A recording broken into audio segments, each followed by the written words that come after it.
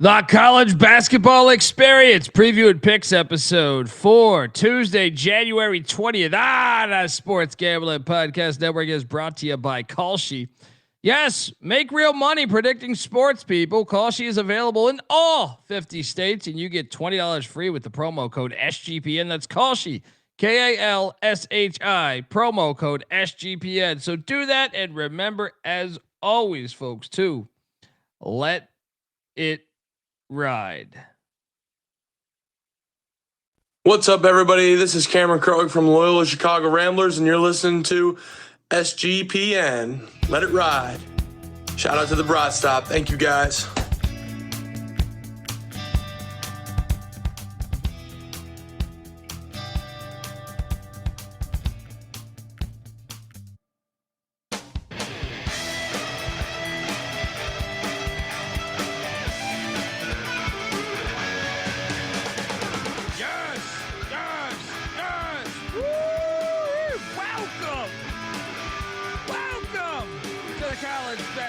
Experience Preview and Picks episode for Tuesday, January 20th. And oh man, coming off an all-time heater, just not in basketball. Subscribe to the College Football Experience. But yeah, basketball actually a great slate of games, but man, I got my ass kicked today. Feel like there was a couple awful beats, but also some terrible plays.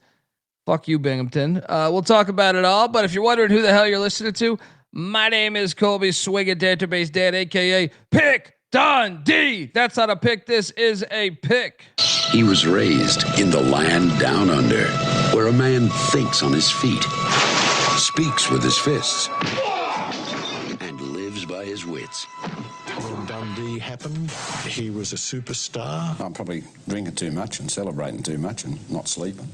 Would have killed a normal man, but no, that's gone. The medical advice I got from that was like being hit by lightning. Pretend it never happened and get on with your life. What a day. What a day. Some days you just wake up and the birds are chirping. I am joined by my co-host. He is also the host of the College Baseball Experience, always serving that high heat over there. And we got previews coming up over there in the next week. Buckle up. Give it up for the great Noah Bieniek. How are you, buddy? Had to turn myself off mute for a second there. Doing pretty well. If you count the Natty game for me, which I did give up that pick, I went 500 a day. But yeah, I had a losing day with you. And yeah, we've got a straggler to join the show, hopefully later. Yeah, well, I mean, look, this is why you should be subscribed to the football and the basketball experience and the baseball experience, because diversify. Yes, I had a tough day in hoops today, man. But I did give out Miami plus the points. I also gave out a 25-1 first touchdown prop on Riley Nowakowski, which made me over $2,000 just on that play. And then also nailed the score prediction of the fucking game, 27-21. So I'm on fire here in football, but in basketball, boy, today was a tough day, man. Today was a fucking tough day. Let's just jump into it, man. I started out hot and then cooled off quick. Yeah. Right from the start, we cashed. This was triple lock. Yeah. On Monmouth as they stuck it to Northeastern. Or whatever happened. Because in the first half, Monmouth looked like shit. Second half, adjustments, King Rice and company got it together. And they rolled. Your thoughts on this outcome as the Hawks, 10 threes they made. Yeah, you're right. Yeah. Second half adjustments here came in handy as on KenPom you can see like how many points they scored in each 10-minute interval of the game. In the first 10 minutes of the second half, they scored 31 points, which was more than they had at halftime. And then also You mentioned how many threes they hit.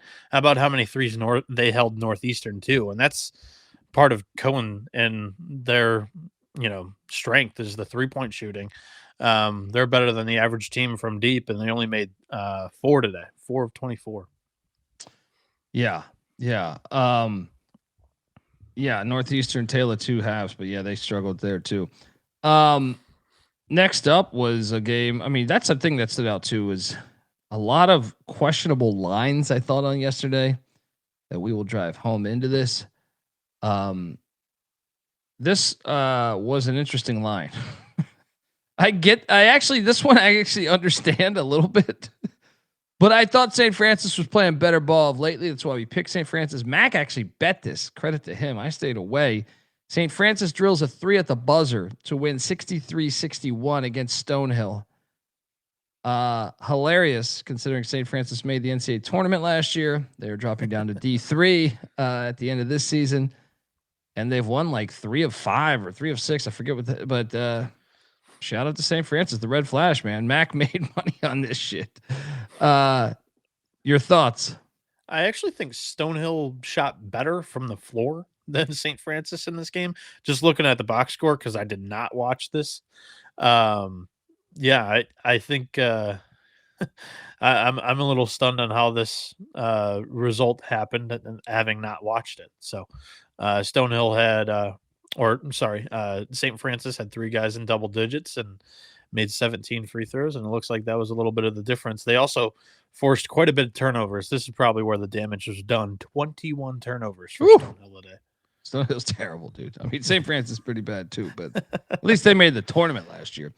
Well, how many of those guys did they keep? It wasn't none. They all dipped out. Same with football. But next up was a game we started losing, or at least myself and Mac, because we locked Towson. Even got the best of this number at 5.5, and I can't believe they ended up winning this game. But Towson survives 59-58 against Drexel. I felt like Drexel was the better team watching this game, but hey, you find a way to get it done. Pat Scary's bunch do. We lost you money here, so your thoughts on this one? I cashed the under. The under 126.5, and the two teams combined for 117 here. Yeah, not a whole lot of offense to go around for either one. Towson shot terribly, and that was probably what did them in. Crazy enough, they had 18 offensive rebounds to Drexel's 2, and they were able to just win by 1 total point. Yeah. Someone said, "I think you're my dad. Have you railed any black?" Hey, I never discriminate. All right. Next up, Vermont, Albany. This was a rigged game from the start. I dove into the stink. Of course, Albany drills them. Yeah, this is kind of the theme of the night for all those rigged games.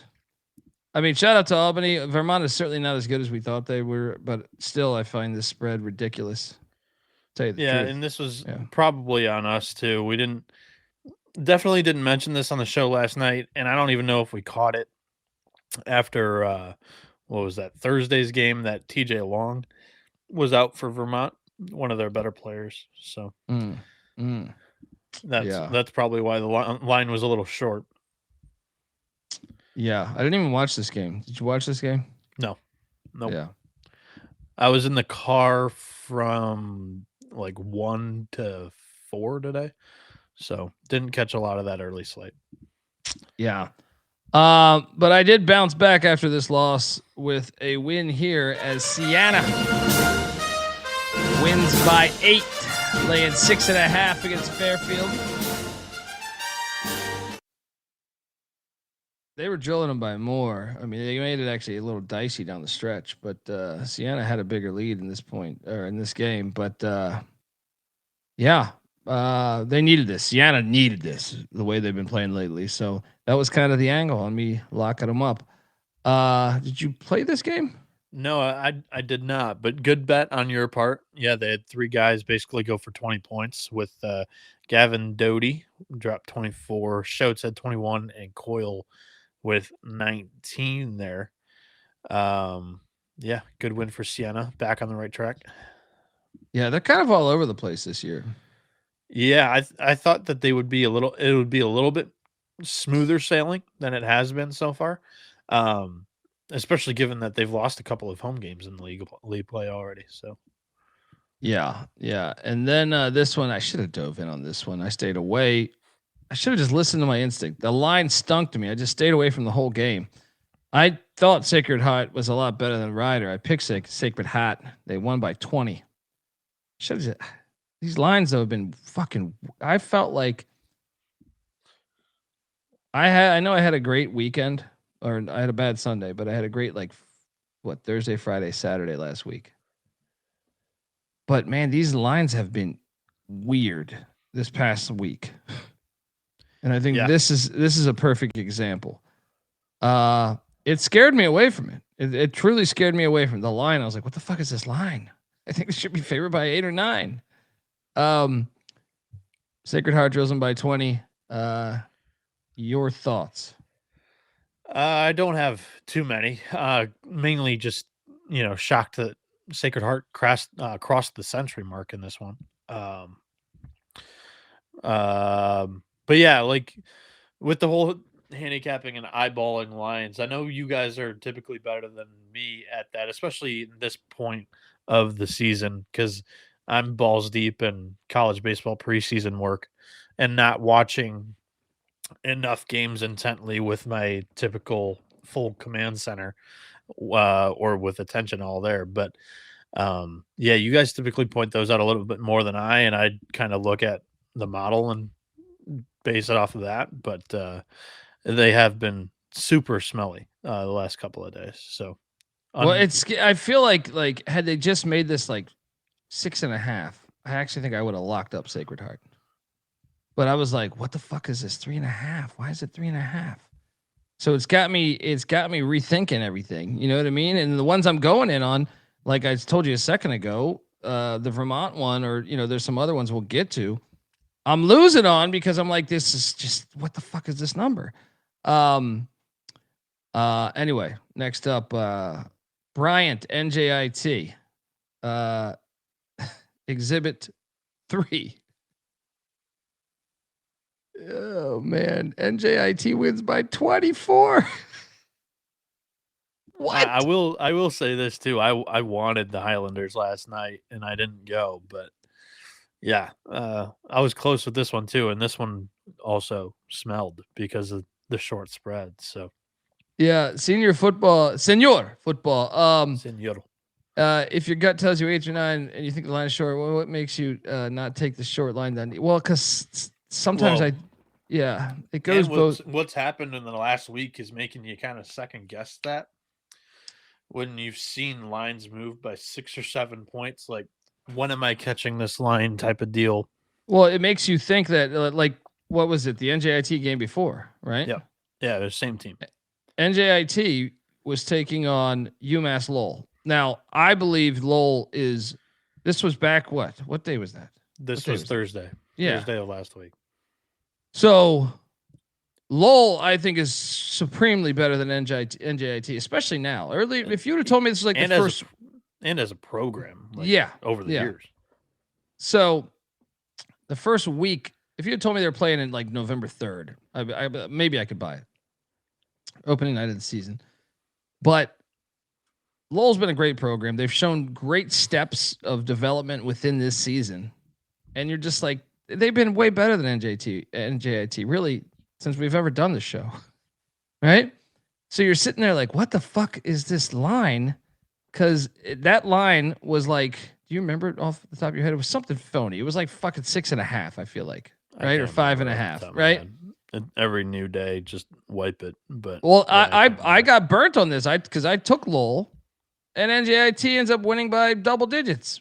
But that's a perfect example of it going the other way, where it's like, I should have just listened to the line movement being ridiculous, because I don't even understand how they got that number, right? Like that number, like NJIT is a really bad fucking team, a really bad team. And yeah, so I mean, that's one where it goes the other way.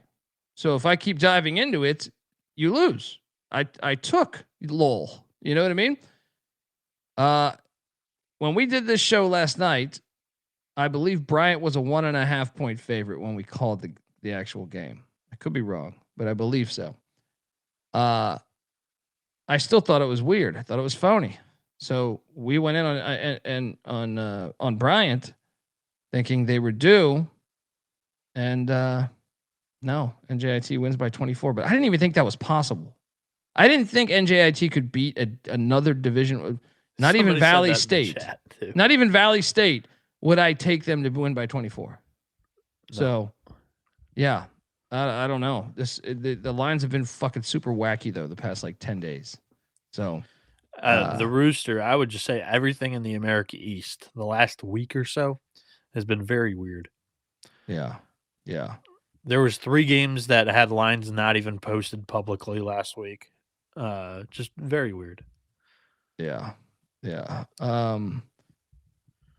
Next up, we had Wagner, Fair Dick. Hey, I got this one correct. Fair Dick wins by 7. Did not bet this game. Mac bet Wagner.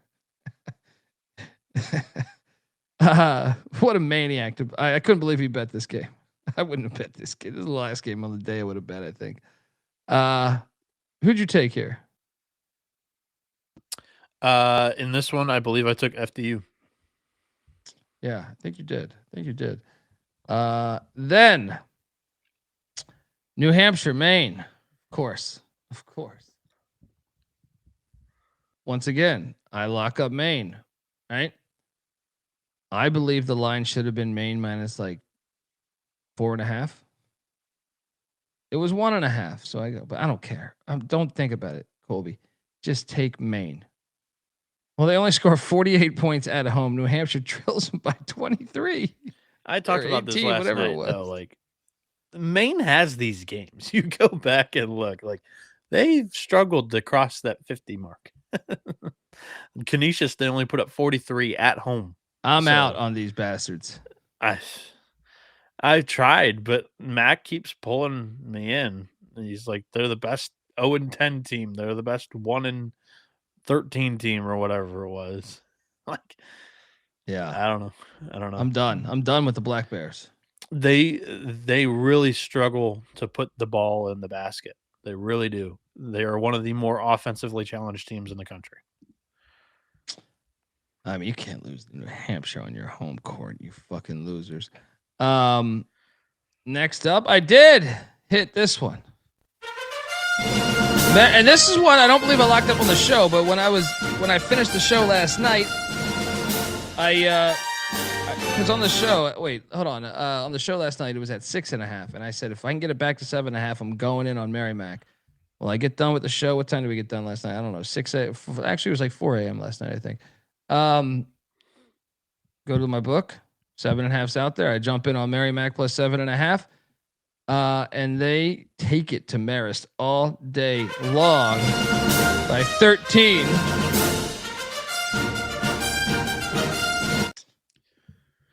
I did not think they would win like that. Stunning box score here, by the way. I don't know if it's probably happened before. I don't know if I've caught it. There were 2 starters in this game, one for each team, that played 35 plus minutes and scored a total of 0 points.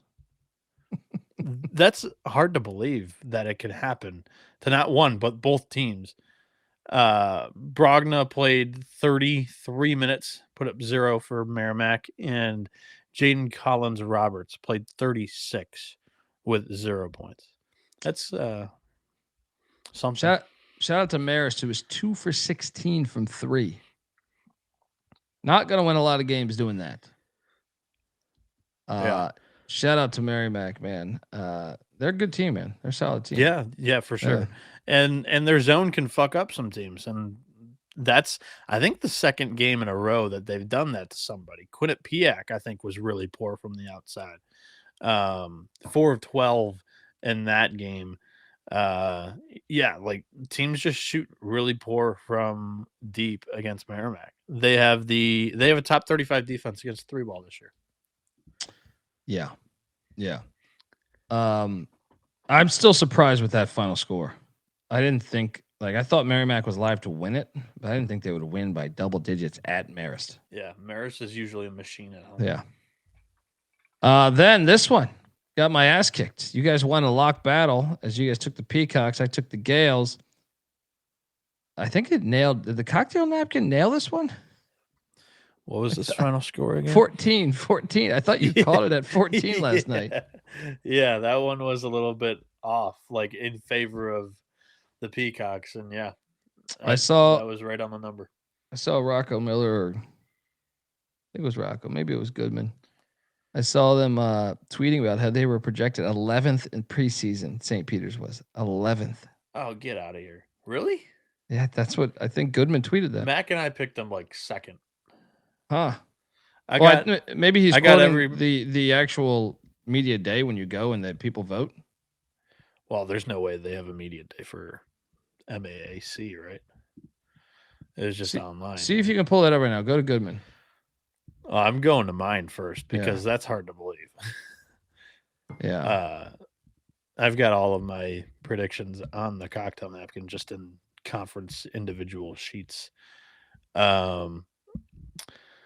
I picked St. Peter's. You nailed the exact cocktail by 14, but yeah. Shout out to our friends in Mexico there. Oh no, I was low on St. Pete's too. No, I know that. Picked them 10th. Oh shit! I didn't realize that. Okay. Yeah. I thought you meant for the game. No. Wow. Basketball preseason poll. Maybe it was 2 years ago that I was high on St. Pete's. MAAC preseason poll. St. Pete's was 11th. That's what I'm talking about. Yep. Yeah. All right, folks. I want to tell you that the college basketball experience is part of the Sports Gambling Podcast Network. New year, new gear. Yes, the SGPN merch store has a bunch of new items for the new year. And right now you can get 10% off everything with the promo code 2026. Get yourself a Pick Dundee t-shirt or a college baseball experience hoodie. Jump on over there. Promo code 2026 SGPN merch store. You can do that in the app. You can do that at sportsgamblingpodcast.com. Got it all right there. And remember, as always, to let it ride. We're also brought to you by Avo. Yes, make more money betting sports with Avo. That's AVO. Avo is the best sports betting tool that helps you make a profit every time you decide to place bets. They do this by spotting arbitrage and plus EV opportunities for you faster than the competitors. And they keep you super organized all in one place. If you're new to arbitrage betting, you're finding opportunities in the market where you can bet both sides to lock in a profit. It's easy to use, easy to understand. All right. But in case you did have questions, they have step-by-step video guides. So jump on over there, sign up, pick the sportsbook that you use or sports books that you use, and let Avo tell you how much to bet to guarantee a profit. Still unsure? Check out the free Discord at Avo Official. That's AVO Official, and see the success people are having for themselves. Get started now at avo.bet. Use that promo code SGPN for $18 off. That's avo.bet, promo code SGPN for $18 off.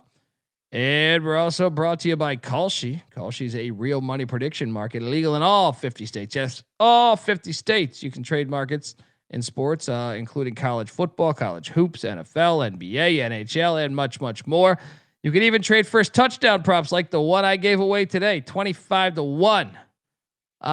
Besides sports, they have a ton of other markets, including politics, entertainment, hell, even the weather. Kalshi, you can trade anything. New Kalshi customers get $20 when you use the promo code SGPN. That's Kalshi, KALSHI, promo code SGPN. All right. Let's go. We are back on the college basketball experience. Shout out to Solo Malt. I'm back. You guys dropping picks in the comments. I miss you show. You guys rock. There we go. Good to see you again. Next up. I ate shit here. This is one where I didn't understand the line. Once again, I didn't understand the line, but it was going too high. I was like, why the fuck are they laying 12.5? So I was like, they're telling me to bet Quinnipiac. Well, Quinnipiac did win. It took overtime. And to be honest, they probably should have lost in regulation. But they got it to overtime and they won by 6. I lost here. Mac, this was a lock battle. Mac did win this. The Jaspers. Did you take the Jaspers too? No. Yeah. No, I did not. Yeah. Hilarious game because I thought Manhattan should have won it outright. But Quinnipiac got it done. They stretched the game to overtime and they escape with the dub. Shout out to the Aqueduct.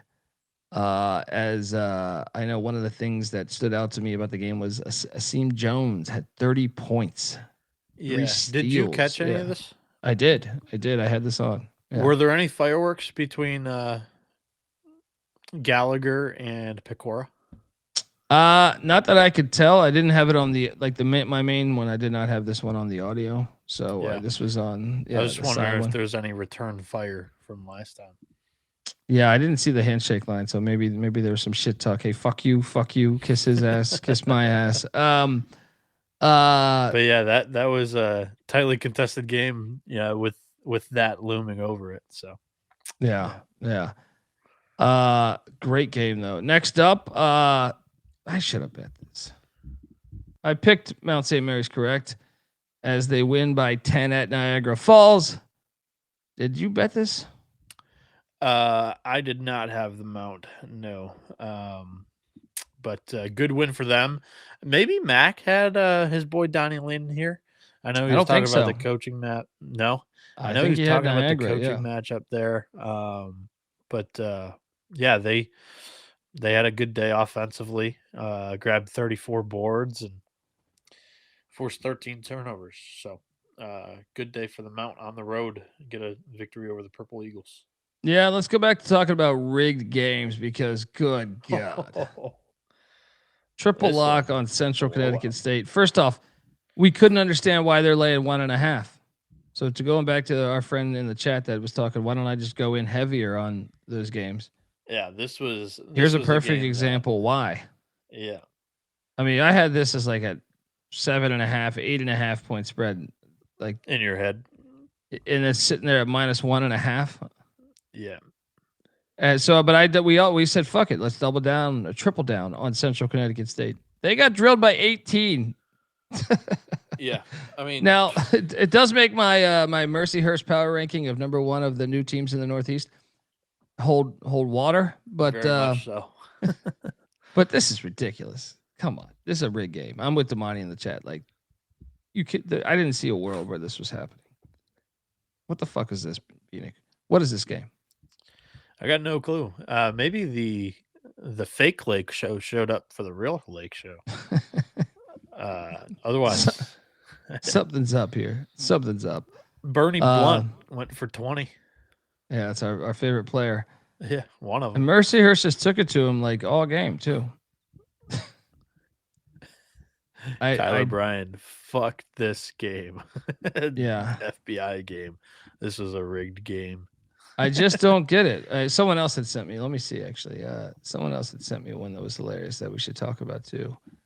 And to Clark's point, Central Connecticut was missing a starter, but one starter, I don't know if it turns into an 18-point difference. No way. They should still be able to handle their own here. Because, I mean, it's not like I think he was a wing, and yeah, not much of an offensive presence. He was below average offensive player in D1. I just want to say this though, like there's always occasionally like a stinky line, but I've been doing this shit a long time. This has been more in the past 10 days than I would say than I think in like the past since I started the show.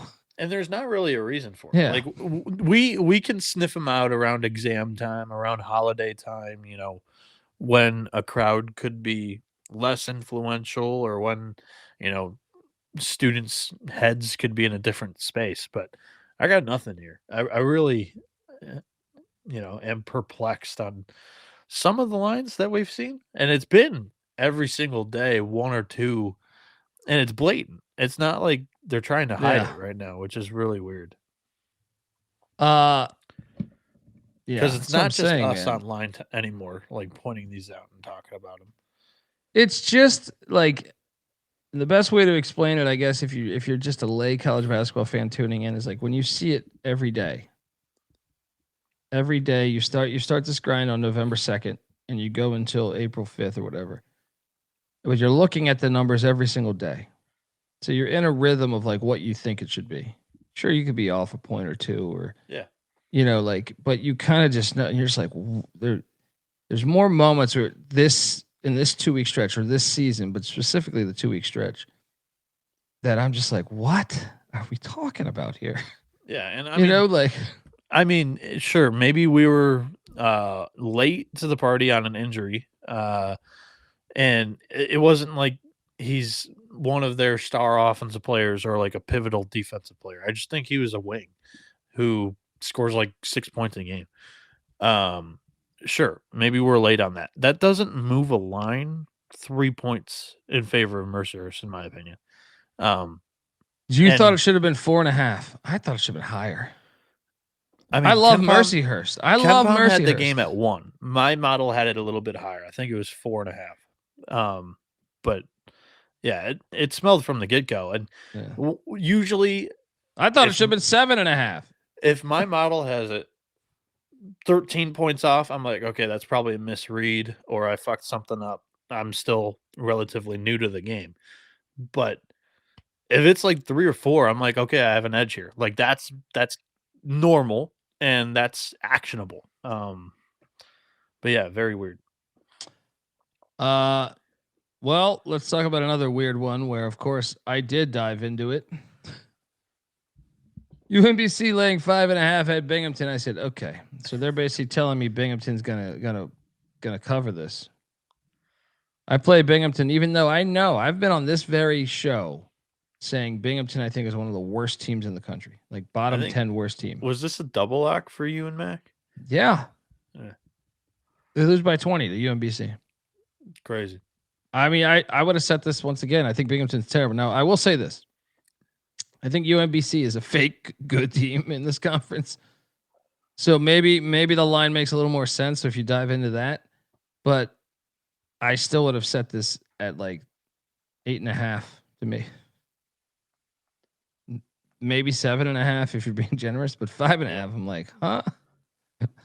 So yeah. I got nothing on all these. There was a bunch of 2:00 games that I just wasn't able to catch today. Yeah, so. I ate a big pile of shit right here, but I did cash right here. Won a lock battle against Mac. As Fran loses by 1, but they cover the 4.5 up as Penn loses 64-63 to Harvard.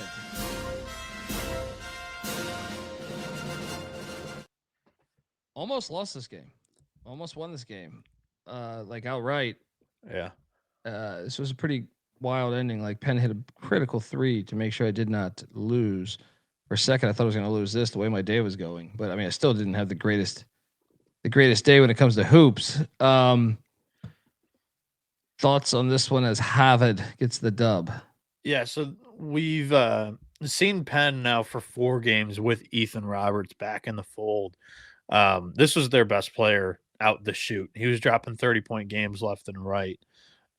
He missed 4 games.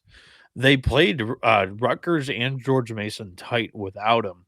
And it was like, okay, maybe there's not much of a difference here in the team. But, I mean, in the 4 games that he's been back, 19 points, 28, 25, 27. He's just that volume scorer for Fran that he seems to have, whether it's Iowa or Penn.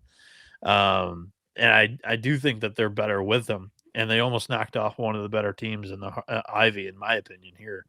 Close, but no cigar. Yeah. And shout out to Beware of Dogs. Cheers, brother. Thank you for tuning in. Also, cheers to Carlos Daniel giving us $10. You must don't be from the dirty South. Remember me, Dundee Pet Squirrels. I'm from Crescent City, New Orleans. Love the damn show. I do remember. All right. Yes. Cheers, Carlos. Appreciate you, man. I do remember you, man. And cheers to that, man. Next time I'm in New Orleans, we got to get a drink. Next up. You guys nailed this one. I stayed away. I did pick Yale, but I stayed away as you guys locked up Yale, and it cashed as they won by 17 against Colombia. Your thoughts? I don't have a ton of thoughts. Again, didn't really get to catch this game too much, but Yale ran through them again. So. I don't think the parents of the players caught this game. Even though I guess they're two respectable programs, but it's just everything else going on. Yale ran through them. Second blowout in a row for Yale, and third and 4 games. In between, though, they lost their Princeton. So, yeah. Yeah. Next up, Cornell Brown. I stayed away on this one. I believe I took Brown. I think Mac locked Brown. Mac locked the Brown guys because he just went on a roll. Locking Brown. They lost by 22. Yeah, they lost by 22 to Cornell. Shout out to the Big Red as I had this game on for a little bit, and Jake Fegan, 31 points, 9 boards. Shout out to the Big Red there. Next up, I lost on this game. Of course, the line that made no fucking sense. This was a double lock for me and Mac. Was this triple? Did you go on this? No, I had the under, which also ate shit. Yeah. Lemoyne wins 83-77 against Long Island. Really took it to Long Island the whole fucking game. I just don't understand this. What if I told you Long Island had 18 offensive rebounds and Lemoyne had 2? How do you lose this game? How do you lose this game? Doesn't make sense. Points in the paint. Lemoyne had 22 free throws made to Long Island 6. Yeah, and Long Island was 6 of 12 for the free throw line, which is terrible. But how about this? Points in the paint, Bieniek. Long Island, 48. Lemoyne, 28. What? This is a rigged game. This is another rigged game. Flag it. Flag it. Doesn't make any sense. Doesn't make any fucking sense. Second chance points. Long Island, 22. Lemoyne, 4. Tennessee Rainwater had 10 free throws today, made 8. I mean, Lemoyne had more turnovers than Long Island. I don't understand this box score. What? And you watched the game too. Yeah, I did watch the game. And shout out, the NEC app really fucked me on the Chicago State game. The screen just went dark. I tried it from multiple TVs. I was convinced. I was like, maybe that's just the app on this TV. No, just went completely, just no eyes on that game. Bad play, I guess. I would make the same bet tomorrow, though. Well, I mean, when have you not bet LA? Yeah, but I feel, dude, Long Island's got like athletes. Lemoyne doesn't have shit. You know what I mean? Like, and I think Lemoyne keeps a decent program right now, considering what they've had to go through the past couple of years. Yeah, but this they were should a good not D2 program too. Yeah, you should not lose this game if you're Long Island. Come on, Rod. Next up, St. Joe's and VCU. We ended up, me and Mac double locked VCU. I saw Phil Martelli Jr. have some comments that St. Joe's need to name the court after his father. I agree. This was a game. I mean, VCU wins by 7. I know you picked St. Joe's, Bieniek, so nice pick, but kind of thought this place was lit too. I kind of thought VCU would just run away with this, and they never got the chance to. You like those comments about like telling a school to put your dad's name on the court? No, I just think they should. They fired him unjustly. I just think it should happen organically. I don't think you should go out and say, "Hey, put my dad's name on the court." I think it depends on the scenario. Was like he should have never been fired. No. Like, so I think it's like if you're kind of like, "Hey, fuck you, school." To me, normally I think I agree with you, but I would say like in this scenario, I'd be like, "Yeah, well, they're not cool with me until they fucking put my dad's name on the fucking court." You know what I mean? Like, You want like I remember what he took him to a fucking Elite Eight. Yeah. What? You're St. Joe's. What are you talking about? You should have had a lifetime contract the second that happened. Shout out to VCU though, for not tripping up here because St. Joe's did play pretty good. Your thoughts? Don't have too many. Yeah, Damani. Sorry, continue. Yeah. Yeah, they were just looking for new blood. No, I got nothing to add on this one. I unfortunately wasn't able to catch it. So yeah. Next up, I lost on this one. Good God. I lost twice on this one because this was the front leg of my parlay. yeah, I was laying 1.5 with Prairie View. Dante Horn had a huge game for them, 32 points, 3 steals, 3 assists, 3 boards. And I still managed to lose this game. Alcorn State got it done.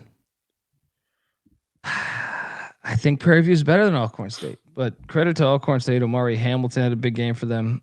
They were. This is another one that you probably got fucked by injury news. Tyrion Joseph was out for Prairie View. Now that is a player. No one would have had that shit. But no one would have had that shit. That's their best player. So, but I'm saying like that was not reported. Is my point. It's not like some of these conferences are just getting hip to the injury report thing. Most of these don't have to abide by them. Bad play. I also lost on this game. All of us, I think, did. Yeah, this was bad. This was maybe one of the worst picks. I actually thought we were going to get home until the second half. Yep. Like at the like maybe the 10-minute mark or 12-minute mark of the second half, I thought I was able to catch the second half of this one, and it was just not a contest when I tuned in. I caught it too. Yeah. I don't know at what point they had that trap. They had that half court trap or full court trap going that was just giving them fits. They suck. They also got dominated on the glass. Good Lord. 39-19. That's what I mean, though, is normally when you see that, hey, Long Island, normally if you dominate the glass like that, there's no way you lose the fucking game. You know what I mean? Tell me I'm not lying here. Like, you really have to be shitty to lose the game when, like, go back and look at the Long Island box score. They dominate points in the paint. Yeah. They dominate rebounding. They have less turnovers than the other team. Yeah. How the fuck do you lose that game? I don't know. Shout out to McNeese. And shout out to this game. I watched this game. This was a pretty good game, man. This place was lit. Howard got past. Watch this. They won by 9, but it was a close game down the stretch, maybe like a 4-point game. Next up, this one took everything. Yes, me too. What a George Mason, 69. George Washington, 64. 5-point win, triple lock. Want to talk about this. I got DM'd, or maybe not DM'd, or tagged on Twitter about how we don't talk about fixed games when we're on the winning side. That's not true. That is not true. We mention it all the time. Yeah, we have talked about this shit a lot on the show when we've hit I won a rigged game. Sometimes I battle Mac or something. Yeah, I like to think that we're all really good at calling each other out if we don't mention it, because I mean, Mac and I literally were going back and forth about one of the games the other night. So, yeah. Well, and this is one where I didn't think the line was rigged from the start. I thought Mason should be favored by right around this number. And especially at home, like on a holiday, like these two typically play around this time of year, and these atmospheres are rowdy for this game. Well, and part of what I asked him to explain, because he was accusing of why we wouldn't do that, and I go, I disagree with your assessment, because I know many a times saying I won this rigged game against you, you or Mac or whoever, but I'm saying, he was like, they went 1 of 5 on free throws down the stretch. They threw a cross court pass out of bounds, which they did, but that's a pass that's commonly thrown out of bounds, in my opinion. Like when you're doing for the 1 3-point line to the top 3-point line. Yep. You're bringing the guy over. That is that pass. It's a low percentage pass. Yes. The free throw line, that's just college basketball. I didn't get any inkling that this game was rigged. Anything. Yeah. Mason had a chance to run away in the first half. They were up. So George Washington opened that game. It was something like 19-7, and George Mason went on a 27-8 run. It was, you look up and it was something like 35-23 or something, and they had a chance to really kind of pull away, and they weren't able to. Every time that George Mason looked like they built momentum, George Washington would answer, and it was a really tight game. Mason had a 3.5 minute drought at like the 5 minute mark down to the like 1.5 minutes or whatever. Like that almost cost Mason the fucking game. I think Washington went on a little bit of a drought at the end too. The very end, I think, right? Yeah. They went on like final 2 minutes of the game. They had 2 points or something like that, which is what that guy was talking about, probably with the free throws. But Washington only missed 3 free throws, so it wasn't like 5 or whatever he's saying. So, but yeah, this was a great game, great college crowd basketball too. game.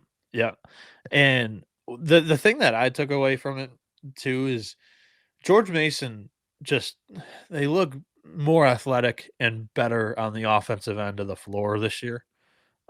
This was a game that I felt I was really able to get a good gauge of Mason's offense. You know, they've been better than a lot of the teams that they've played up until this point of the year, but they're able to make more shots than they've really ever have in the previous 2 years with Skin. 100%. I think before they've had the defense before. Yeah, 1,000%. Yeah. This year, I don't know if their defense is as good. They don't have like a. I don't think it is. But it's still good. Right? Yeah. Yep. Yeah. They were good. They were good at the perimeter. They were able to put ball pressure on George Washington when they crossed half court, and that really bothered G-Dub. So, yeah, that was a solid game. Yeah. Shout out to Mason. Perfect time now. They're what, 18-1, is it? Yeah. Yep. Perfect time to start your football program. They are at Rhode Island, by the way, next on Saturday, followed by a home game against Davidson, and then on the 31st they're at the Bonnies. What Bonnies team will we see? That Rhode Island one will be tricky. Yeah. Coming off this game. Rhode Island is off of playing Richmond though, so maybe if they win that one, we'll see. But I need some more victory tequila. But so I was having a tough day at hoops, even with that one. Like I when Mason had that big, it seemed like they had all the momentum there at home, and even that I had everything I had to work for today. I felt like this was my last win of the night. I had picked Miami with the points and the under, but yeah, this was my last one of the night. No, I won this next one right here, and this was a double lock. And cue up the fucking. Oh no, I didn't. How am I out of order here? I lost this game. Sorry, I thought it went that way. Yeah, this was Bama A&M. I think I was the only one that picked this. I think both you and Mac were on the Yellow Jackets here. Yeah, and I know someone had tagged me. This game I did not watch. Someone had tagged me that there was a gigantic delay when Alabama State had a lead. Really? Early, Okay. like I don't know. I don't know what happened, but someone was Bama telling State's me the Hornets, not the Yellow Jackets. Same thing. Did I say Yellow Jackets? No, I said. Oh, okay. Yeah, I don't know what to tell you. Shout out to. I thought it would be a close game just because it's a rivalry game, but I thought Bama State would prevail. And I also don't know what someone tagged me in this delay. I don't know. I did not catch this one. Alabama State was winning. Apparently, they were up a few points. It was in the first half. I know that. Okay. Because the tweet implied that. The tweet was saying, "What the fuck's going on in this game? They just delay the game when Alabama State's got a lead and the momentum." But it was early. Like it was. I want to say it might have been. I don't know. Someone in the chat. Did you guys catch this? I'm looking online. We'll see if I find it. Who knows? Anyway, shout out to the dogs for getting it done as a dog. Next up. Is this the game? Yes, this is the game I hit on. Gonna get a big dish of beef chow mein. Ooh. Well, buddy, we got more than a Gonna get a big dish of beef chow mein. We got money in the pocket here as they stuck it to iDub by 22 on the road. Did not have this on the bingo card. I thought they could be live to win it. I did not think they would go on the road and win by 22. But when you go against, Gonna get a big dish of beef chow mein. then anything's possible. Bieniek, your thoughts? Did you have this on your bingo card of a 22-point win, or not even 22? Did you think they could even win by double digits? I didn't even think they could win by double digits on the road. Yeah, I got nothing. Did not see this happening at all. 30 points the other way of the spread. Yeah. Shout out to Josh in the chat. Gonna get a big dish of beef chow mein. All right, now I really want to bitch some more. All right, because I cashed there, didn't take the money line. Wish I would have took the money line. This next one fucking stung. So and shout out to the people in the chat that or people on Twitter that thought I hit this. They're like, "You lucky fuck." The line was 1.5. I was not lucky here. And if you watch this game, first off, Marquette had the lead from like the 6 minutes into the game until like the final 2 minutes of the game. But then they should have lost, and somehow they got the game to overtime on a fouled 3-point attempt. And then in overtime, we're at the free throw line, tied up, 4 seconds left. Guy makes the first, right? The second, of course, he misses, which would have made me the money. Unbelievable. Ben Gold, you motherfucker, you. This is one of, I lost 3 games by a free throw today. This is one of them. So was the guy online talking about why the game was delayed at the beginning or during the game? I'm not real sure, but I was led on to believe during the game. Because the game was delayed at the beginning because the women's game ran long. Maybe that's what he's alluding to. I think that's what. That's not that big of a deal then, though. I thought like they were up. That like happens 10, every other. I thought day they were of up the to like slate. 15-4, and then it's like, nope, we got water on the court. Yeah, no, the SWAC they travel with both their men and women's teams, and they'll play both games on the same day. So that happens. They just schedule both games like 15 minutes apart. I don't know what they do. Yeah, hilarious. Alabama A&M, by the way, somebody posted the box score. 29 points off of turnovers. Alabama State had 5.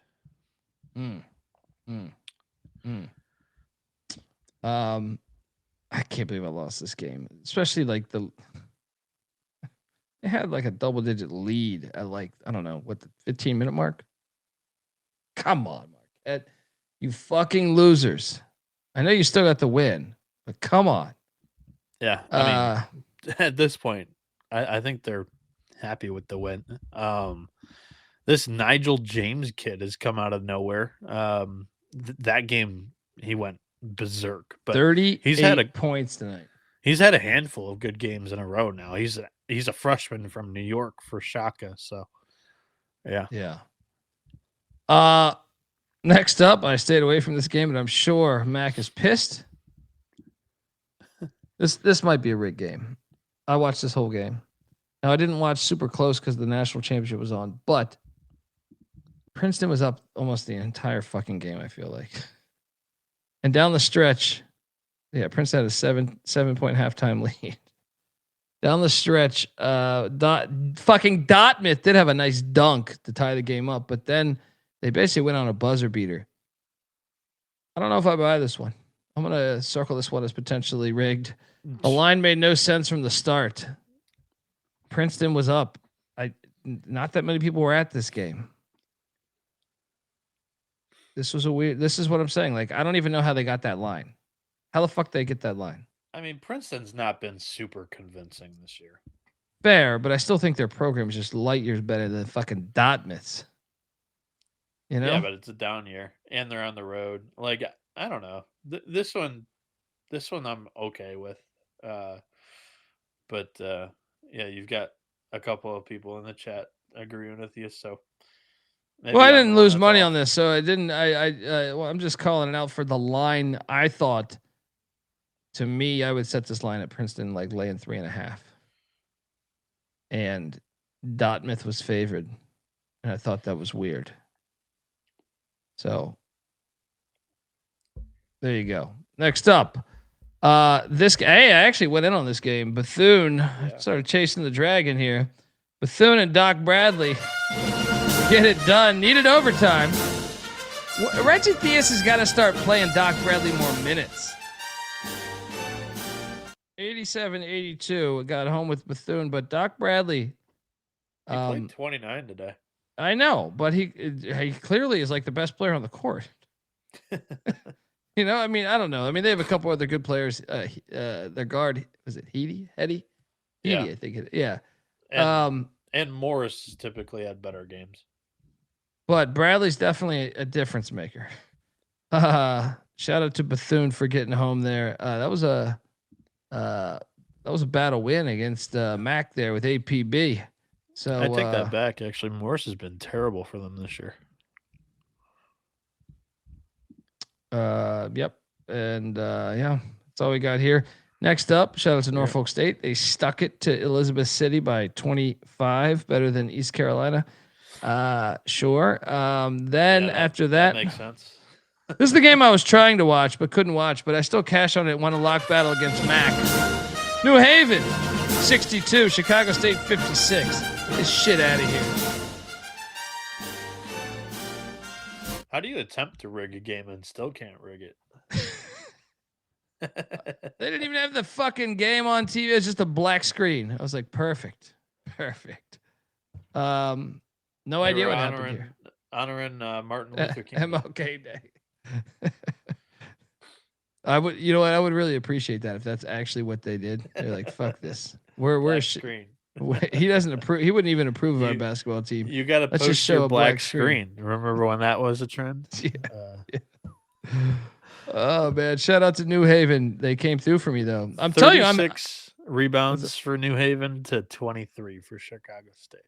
New Haven's better. Their program, like they and New Haven was 14 of 14 from the charity stripe. They don't miss these free throws. All right. Chicago State with Gillian was good. Chicago State without Gillian is ass. Gillian needs a head coaching gig. All right. He needs a head coaching gig. I mean, he took that. I mean, a lot of college football coaches have actually gone the route that Gillian just took, where you were a mid-major head coach. You go. He actually Kane Womack, exactly. Yeah. But he was an assistant in the same league. That's a little bit of a detour, but taking the assistant coach at a power program is a similar route to some other. Well, I think had it not been Rod Strickland, who is a former NBA great, I don't know that he would have done that in conference. But shout out to New Haven. And then next up, we got to talk a lot about this rigged game here. This is 100% rigged. I had Loyola, Maryland. I had Loyola, Maryland money line. Okay, so the money line, Loyola had a double-digit lead in this game. Double-digit fucking lead, right? Bieniek, can you pull up the? This was like a 2-point game at a minute and a half left. To lose and not cover this was disgusting. Like this was the right side. I'll fight anybody on this shit. Loyola was the right side. They had they're the only team that had a double-digit lead in this game. I mean, come on. What was it? 2 minutes left? 2-point game. 2-point game. Lehigh's up 2. And to lose this game and not cover 5.5 was filthy. 7-point win by Lehigh. Just the over fouling. Filthy. I mean, this one hurt me. This one hurt my soul because I was like, okay, don't if you're gonna lose the money line, make sure I just get the points. Make sure, yeah, right. I mean, this is a rigged fucking game. This is a rigged game. The chat's with me on this one. This one was brutal. What was that score with a minute and a half left? minute and a half. It was 79-78. I mean, this one really fucking hurt, man. yeah, with a minute and a half left, they scored 9. They got outscored 9-2. That's what I'm saying. This is a rigged fucking game. Over fouling to make sure you got over that number to me. Honestly, it was like when you've lost, you've lost. Stop over fouling. How did we see so many teams foul? Yeah, they fouled twice under 10 minutes. Or 10 seconds. Under 10 seconds. Yeah. Rigged twice. Here. Rigged fucking game. 7 seconds to go, and they were able to get a foul off with 0 seconds to go. So 1 second left. Rigged. They counted the foul and got 2 extra points there. It would have been a cover. Yeah, and shout out to sports. It's all rigged. We need to be on the right side of the rig. Yeah, I know, buddy. I know. But I bounced back with a lock battle win against you guys and the Nazis. Yeah, Stephen F. Austin absolutely destroyed the Nazis on MLK Day. Tuskegee Airmen play of the day. 17-point win, and this was never close. I had this shit on. Yeah. Any thoughts on this one, buddy? You didn't lock this. You just picked it, right? No, I locked nickel, so this was a lock battle. And yeah, they got destroyed at home. That was pathetic. Yeah, yeah. The Nazis just laid down like they're prone to do. Yeah, like those bitches are used to doing. Yeah. Next up, we cover this game. This was a lock. We needed everything we could get, but we got home. Sela loses by 3, 5.5 cover. I don't know. Who'd you pick in this game? In this game, I want to say I had Sela. Yeah, we got home here. Next up, man, we should have bet this one. Montana drilled Northern Arizona by 30. That job's going to open, by the way. I think that Northern job's Arizona, yeah. Should have probably opened last year. I wonder if Tommy Lloyd's got an assistant that could come up there. Yeah, last year. Well, I think he's friends with the administration because his son was on that team last year. True. Yeah. Last year they had a squad. This year it was a little bit of a rebuilding year, but you just needed to cut the cord if you didn't win with last year. I'm checking that roster again for this year. I don't think he's on the team this year. I don't think he is either because I remember him being there for senior day last year. Yeah. Unless, you never know that in college sports these days, but yeah. The fuck is that? Shout out to Daniel Cady. He's saying, The fuck is that? Yeah, Montana rolls Northern Arizona. Then this is exhibit number 2 of the missing free throw. So I got 2.5 here. Houston Christian laying 2.5. This is a lock battle win for Mac. It was 2 years ago, by the way, for Liam Lloyd. Was it 2 years ago? Jeez. Yeah. See, I'm getting old, man. We're getting old. Yeah. Sorry to interrupt. No, this game was brutal. Because we got fouled on an N1, the biggest basket of the game. Dude drives the basket, gets fouled. I'm laying 2.5 beating. This is like one of their guards. He makes a great athletic play, gets fouled. There's 10 seconds left in the game. 8 seconds. I don't remember. I'm like, fuck yes. Old-fashioned 3-point play. We make the free throw. We're home because Northwestern State's there's not going to be no time left. And if there is and they miss, they're going to foul. Of course, he misses the free throw. And Northwestern State then gets a shot at the win. And they take all the fucking clock so they don't foul. Oh, my God. Dude, I felt like this was tough, man. I felt like I should have got home here. Now, it was a back and forth game, so I don't want to bitch and say Houston Christian was the right side the whole fucking time. But still, just knowing that you have one of the better scorers at the free throw line was little annoying. One free throw, and I'm home. Clark, I see you cashed on Northwestern State. You and Mac win a lock battle against me, but it's okay because I battle right back. Because I don't know about you, Clark, but Mac locked up Lamar and I locked up New Orleans, and New Orleans took it to Lamar all fucking night. I watched every second of this game. 89-76, the No Limit Soldiers get that dub. Your thoughts on this one, Bieniek? Did you bet this?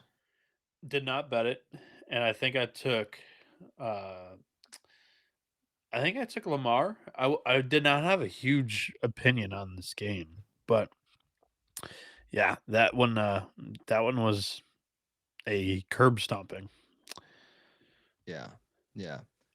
Then this I believe was a triple lock, and we all lost. And I want to bring this game up. Because Northern Colorado got out to an early lead. They did. What if I told you they only shot 3 free throws at home, and Montana State shot 21? That's kind of just Northern Colorado style of play, though. They're just not aggressive. They're not a downhill team. Well, we almost rallied in the final minute. Like, we were making progress getting back in this game. We just ran out of time, but I felt great about this game. Yeah, that one would have probably yesterday at that time before the game happened, probably would have been in like top 10 most confident picks of the year for me. Yeah, dude, I felt great about this game. With Montana State coming off the Brawl of the Wild. Oh man, this one hurt. This one fucking hurt. Yeah. Smiley's gonna have to show me before I go in on him again this year. You know who doesn't need to show me is Mississippi Valley State, because I cashed on Florida A&M laying 11.5 as they win by 14 and hold Valley State to just 48 points there at home. You were all over this, dude. I have faded Valley like every SWAC game, and only one of them have I been burned. So I think 3 of 4. They're terrible, as you know this. But I mean, yep. It's the markets haven't adjusted after that one win. So yeah, shout out to Charlie Ward and company for getting it done. They haven't beaten a D1 team. Yeah, they almost, like I said, they lost by 1 to who was that? Prairie View. Yeah, that's still what? Yeah. Then this should have been a part of my SWAC play because Jackson State won by 5 against Texas Southern. Picked this correctly, just did not bet this. And then nothing on this. Didn't really monitor this one at all. Well, I watched this one. I watched the nightcap. A&T, which got out to an early lead. They had an 11-point lead in the first half, and I was like, catching 5.5, up 16.5 points right now. We're fine. No, Hampton wins by 21. It's a tough day, dude. Today was a tough day. It was just the way, like missed free throws, or like I said, gigantic momentum swings. Like this reminded me of the Marquette game. It was tough. Triple lock too, right? Yeah. Yeah.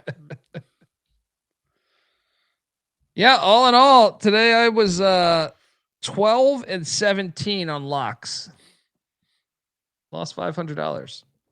I was 5 and 6. Actually, I think I lost $600. Yeah, I'm sorry. I was well, 5 and 6. I parlayed some shit, but so I lost $600. I started the day 5 and 1, ended the day 0 and 5, basketball wise.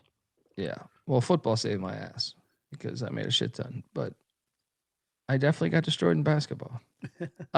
Game balls. Let's get to it. Hey, and by the way, before we give out the game balls, I saw we were tagged on this.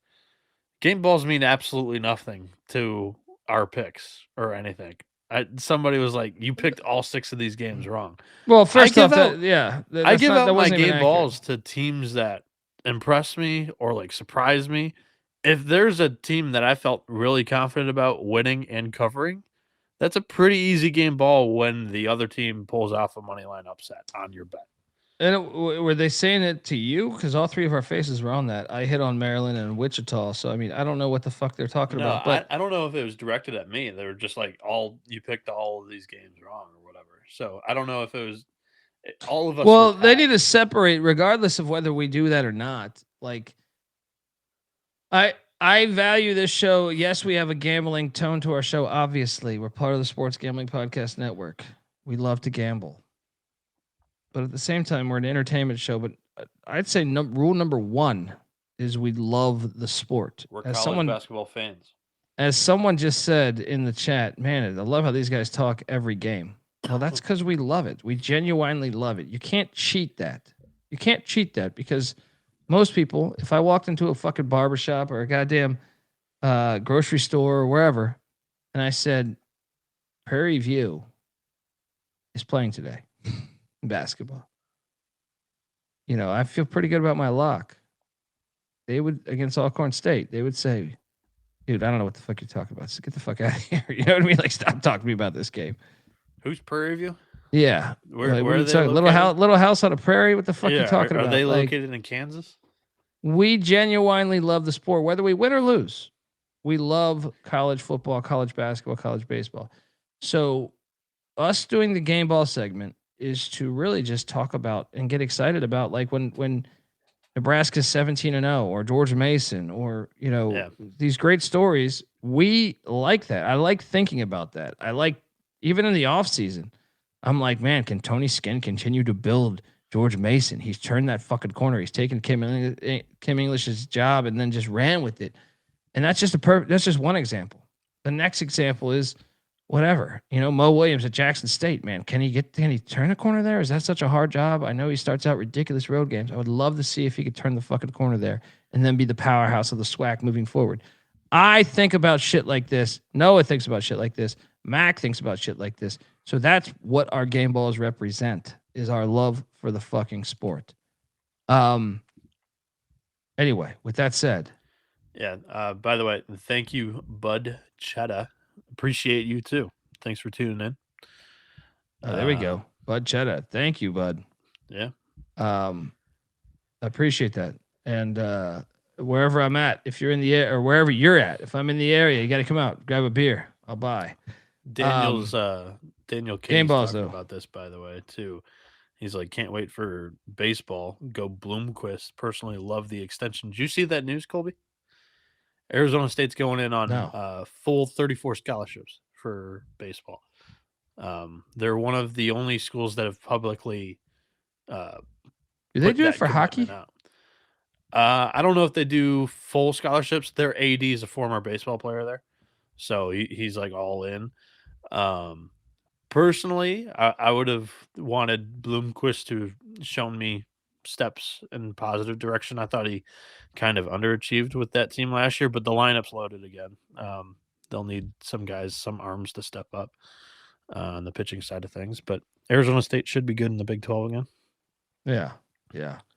That's good. I'm at to pay close attention. Shout out to Pure Ruckus, friend of the program. Think about this shit daily, which is why I love this channel. You guys help put my soul at ease. Thank you, man. Because that's, like I said, that's, if you can't tell that by how much we record or talk about stuff, or just the fact we just talked about Arizona State baseball for a second, or just the fact that we're talking at 3 a.m. Yeah. I mean, there's a lot of indicators you should be able to read about our. But anyway, with that said, top game ball of the night. New Hampshire. Get the fuck out of here. He won by 20 against a rival. There was one on the road. Sure. Yeah. There was one on a tee that I thought you were going with first, and I'll take it. Beeftown, Maine. Oh, okay. I think you're going to say Mercy. There's a lot on this. Gonna get a big dish of beef chow mein. They won by 22 on the road in league against a good team. That might be a red game. Fine. But I watched that whole game, and they took it to them all game. I think Smashed them. what normally indicates, I guess there's different tones of the rig game, like the Eastern Michigan game where they just didn't show up the first half, and then the second half they look great. Yeah. Okay, well, second game ball, Mercyhurst, the Real Lake Show, because they put that show on and won by 18 against Central Connecticut State. Where are you going? As I hear White Tiger waking up in the background. Second game ball. Yeah, the Real Lake Show blew out the Real Blue Devils. I'll give one to George Mason winning a rivalry game. Great atmosphere at home there. Taking down a rival. Yep, and then I'm gonna stay with these new schools. Lemoyne. This was a rigged game, 1,000%. You got out rebounded by 20. No, by more. 18-2 offensively. 16. Yeah. Points in the paint, you lost by 20. Turnover battle, you lost by 2. But you won the game. Rigged, but shout out to the Lemoyne Dolphins. Rigged. Where's your final game ball? Dude, coming into this game, man, Nichols was 7-2, and they just got squashed at home by Stephen F. Austin. The Lumberjacks are the real Stephen deal F. this year. They might, dude. The more I watched them today, because this was no like, it wasn't like a spurt late in the game. That was an ass whooping all game, and I'm like, dude, are like if they make the tournament, they might be a dangerous draw. They might be a dangerous draw, man. The Southlands they've improved. I didn't see it coming from SFA necessarily this year. I thought they would be better with Brower, but at the same time, that conference has just put a lot of money into the athletics in the last few years with the NIL and everything and a rev share. So yeah, it's good to see. Let's go, folks. Want to tell you that the college basketball experience is is brought to you by Underdog Fantasy. Underdog is your home for pick'em entries where you can win up to 5,000 times the amount of money you enter. And Underdog is bringing the playoff magic to the NFL playoffs all playoffs long. Every playoff weekend, open the Underdog app to see what promos are waiting for you. Jump on over there. Underdog's got a brand new offer. New customers play $5, get $75 in bonus funds when you sign up with our promo code. That is TCESGPN. We're also brought to you by Rhythm. Rhythm has been crushing it. They crushed it college football. Now it's over. So NFL, they crush it in NFL, especially last year in the postseason props. Playoff props, they gave out 22-12 on reception props, 6-1 on touchdown props. Super easy to sign up. Run predictions off the house model, or you can mess around with those sliders. Looking to go premium? Use the promo code SGPN25 when you download the Rhythm app for 25% off your first month. That's Rhythm, RITHMM. Download it. Use that promo code SGPN25. All right, we are back on the college basketball experience. You are tuning into 98.4 college basketball experience. Guess we have a guest that has arrived. He may have done 16 Jaeger bombs earlier tonight. His name is Moneyline McIntyre. What's up, buddy? Long time no talk. Might have caught a catnap in between football and basketball. What happens, especially when you come fresh in from doing 6 whippets, 3 Bloody Marys, 16 beers, and that strange aperitif they gave you of Grand Marnier to end off the night.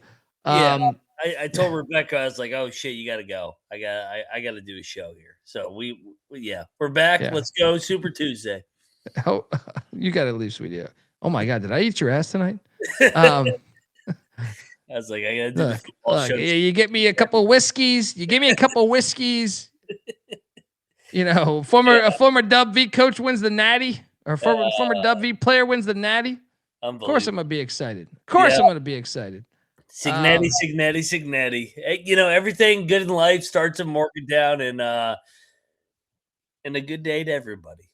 Well, I'll say this: a good day. Go check out the College Football Experience reaction show, because Well, let's just say I made over $3,000 on college football today.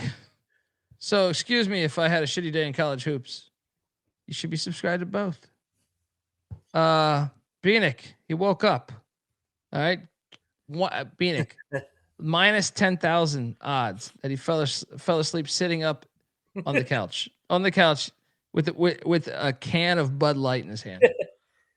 Guarantee you. You mean Miller? Yeah, he's Miller. Yeah, Miller. Yeah. Guarantee you though, like SportsCenter's on, he's just sitting there, and it's just like, and the can is right there.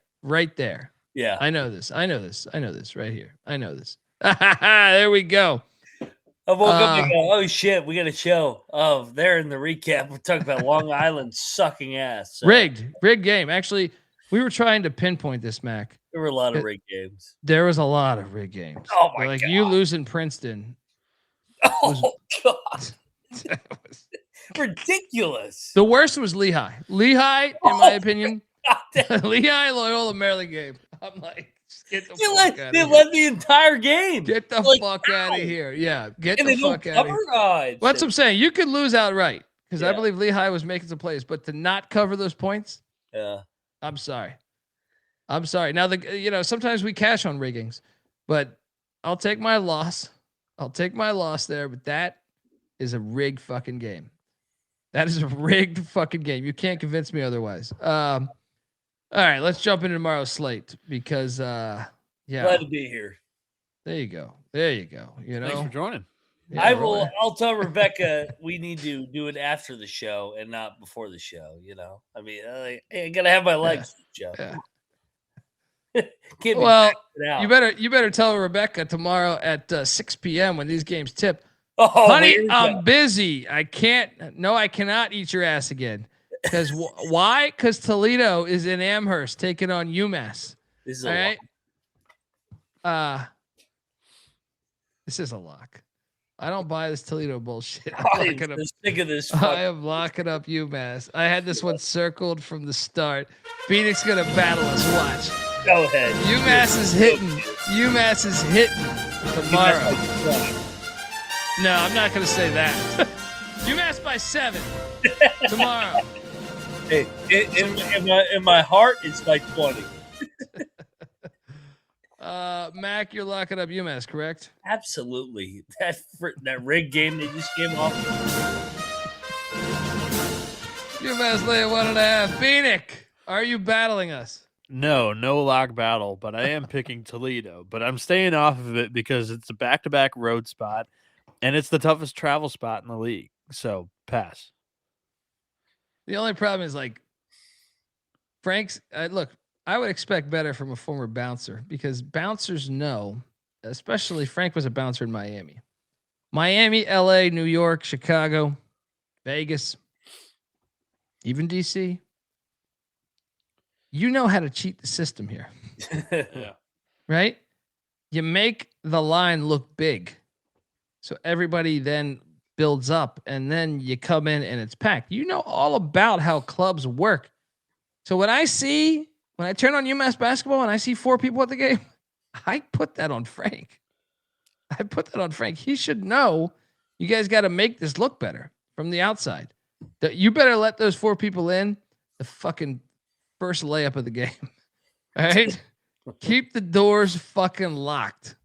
I want people at Amherst that are driving by to see that statue of Dr. J and say, look, there's 4 people waiting for this shit. Maybe it's a hot ticket. Double lock on UMass. Phoenix taking Toledo. Next up, Lynchburg. Watch out. They're live tomorrow, guys.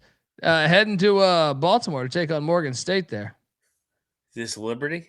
I can't take Lynchburg with that logo. That logo bothers me. The fact it looks like an esports logo or whatever. It does. Logo. It does, man. It bothers me so much because they're a recent school. Like they're a recent athletic department. Like they didn't. Gotcha. This bothers me. Like you just really phoned it in. It's like you took a fake, like you like you said esports, which works, but also like anytime you couldn't get like the NFL licensing or the NBA licensing, they'd have these games that come out when you're a kid. They couldn't get the licensing. So you're like, yeah, they're taking on the Dragons. Seattle Dragons or the Denver Dragons, right? And they'll throw out this logo here.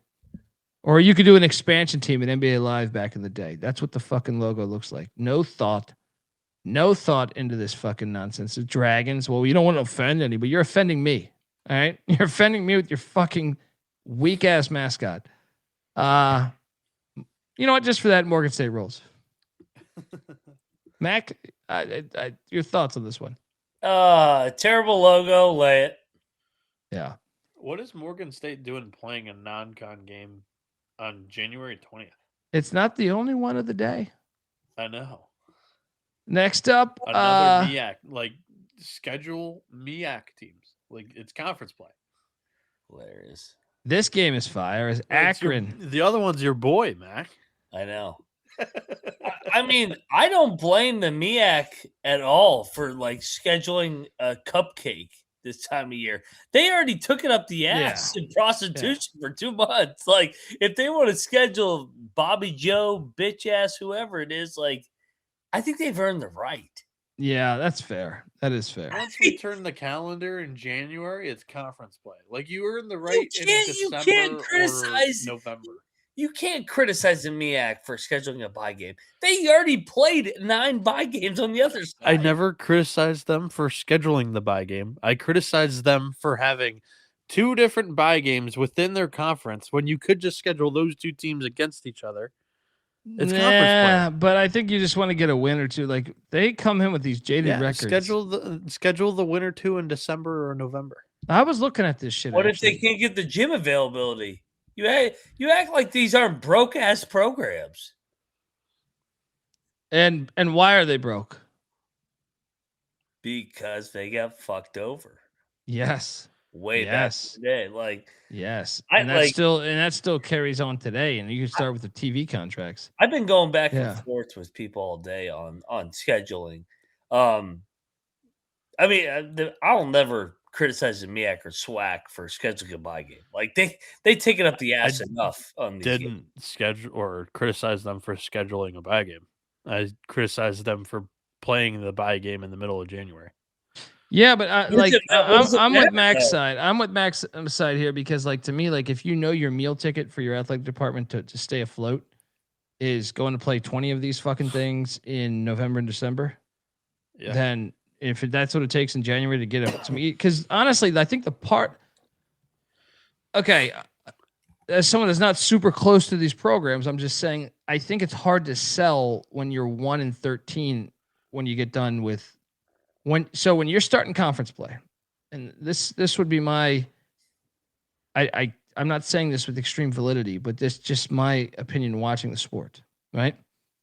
Is let's say I'm the new athletic director of Jackson State or whoever in the SWAC or the MEAC, right? You say, okay, well, this is our blueprint of how we made money. We have these bye games in November, December, nonstop, right? Nonstop. You're going to hit the road because we need this money. Well, that's a bummer because we're not going to be able to beat these teams, especially like maybe 1 or 2, like say, remember Grambling knocked off TCU or whatever, right? But it's like, we're not going to be able to do this. We're not going to be able to, like, this is going to be very hard. They have a lot more money than us. And especially once we get started on the road, we are not home until when we're home. We're like the fucking Rolling Stones traveling, right? So we're going to come into conference play at, 1-13, 0-14. And then we're supposed to sell tickets. The local community is going to say, this team fucking sucks. They're not going to know. They'll know, okay, at Iowa State's tough. If they're an educated fan, they know what's going on. Nah, but still some of it, I mean, like, to me, it's still a hard sell. I feel like a lot of the students know, too. It's still a hard sell, though, man. Like, it's still a hard sell is like I actually think it's even harder is bringing in private money from the city. Like maybe your students, like I understand how bye games work and I understand how the records are just totally deflated. Schedule your bye game in November or December. Like the one that you'll win, schedule it then. Noah, they have to fund their athletic department. I understand how it works. I'm just saying January, February, and March are for a conference play. They're on the the entire 2 months. And I would say just build, like, to me in January, try to build up some wins. Like, to me, it would be like, try to build up some wins so the team, like, imagine if you're a local fan that maybe is not, you're in Jackson, Mississippi, you're wherever, is saying, holy shit, man, Jack State's got Mo Williams as coach. They've won fucking 9 games in a row. Now, he doesn't know, or she doesn't know that 2 of those games were against bye teams, but they just see the 9 wins in a row. And they say, maybe I should go check out Jack State basketball. You know what I mean? Hey, we've won it. We've put together a win streak. I know we were ass early in the year, but we figured this shit out. Maybe the state should stop being complete piles of shit and give them more money. Here's an idea. Akron is laying 7.5 at Buffalo. This is a great game. You worry that Buffalo caught an extreme case of blue bulls when they lost in double overtime at the buzzer to Miami, Ohio. I mean, they were knee deep in the pussy, and she pulled out and said, "Nope, not today." Right? And Lexington Steele's, he's ranked now, by the way. Oh, I know. I've been arguing all day for him. I'm actually gonna lay the 7.5 with Akron here. Mac, what are you doing here? I think you lay with Akron too. I think it's winning time. It's a heartbreaking loss the other day. Yeah. Bieniek? Yeah, that was a good effort, like you said, but I think they kind of get drilled here. Yeah, I'm laying it too. Akron stepped on teams 4 games in a row by double digits. I think it happens again here. Back to the Miami, Ohio thing real quick. My 2 cents. I think Miami, Ohio needed a moment like that, especially a buzzer beater. And I mean, they had one to get the overtime and then to win it as well. They needed a moment like that for the TMZ national media to be like, oh, yeah, this team's 18-0 or 19-0, whatever. And let's rank them. Because otherwise they wouldn't have gotten noticed if they just kept drilling teams like that. So I think that's one of the biggest reasons why they're in the top 25 now. Yeah. It's such a, anybody that argues that they shouldn't be in the top 25, isn't the goal to win? They're 19-0. Well, and like they give too much credit to Ken Palm or Torres. Oh, God. Well, they only have one top 100 win. Well, that's just, we talk about these lines all the time. Quinnipiac's completely overvalued because their fucking metrics say they're good. Doesn't mean they're that good. They needed overtime to beat a fucking Manhattan team today. Like, I just don't think we should put that much weight into those things. Yeah, well, and Miami of Ohio won 25 fucking games last year. They brought everybody back.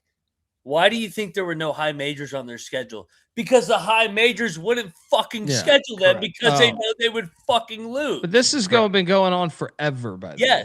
But it's only getting worse, in my opinion. It is getting worse, dude. And in college football, like we call Virginia Tech pussy and all these other schools, at least like JMU gets paid the 800, 900,000. In basketball, they don't get paid anything because it's a year-to-year basis. Yeah. So it's like all they do is get their players rated, and then if God forbid all the Power 4s or Power 5s see that Miami of Ohio is bringing everybody back to go, oh, I'm not scheduling them. I don't want to be on Ross Steen's so-and-so loses a bye game to blah, blah, blah, whatever, brutality, whatever the fuck he says.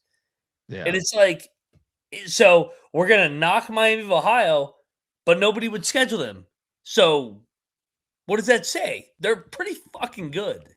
Yeah, I mean, who knows where they rank because the power rankings are all jaded. There's a way to cook the books. Me and Bieniek make fun of it with the Big 12 or whoever, cooking the books to help their net ranking. So there is a formula for that. That's why we should never put that much weight in them. I really disagree with putting major weight into these things.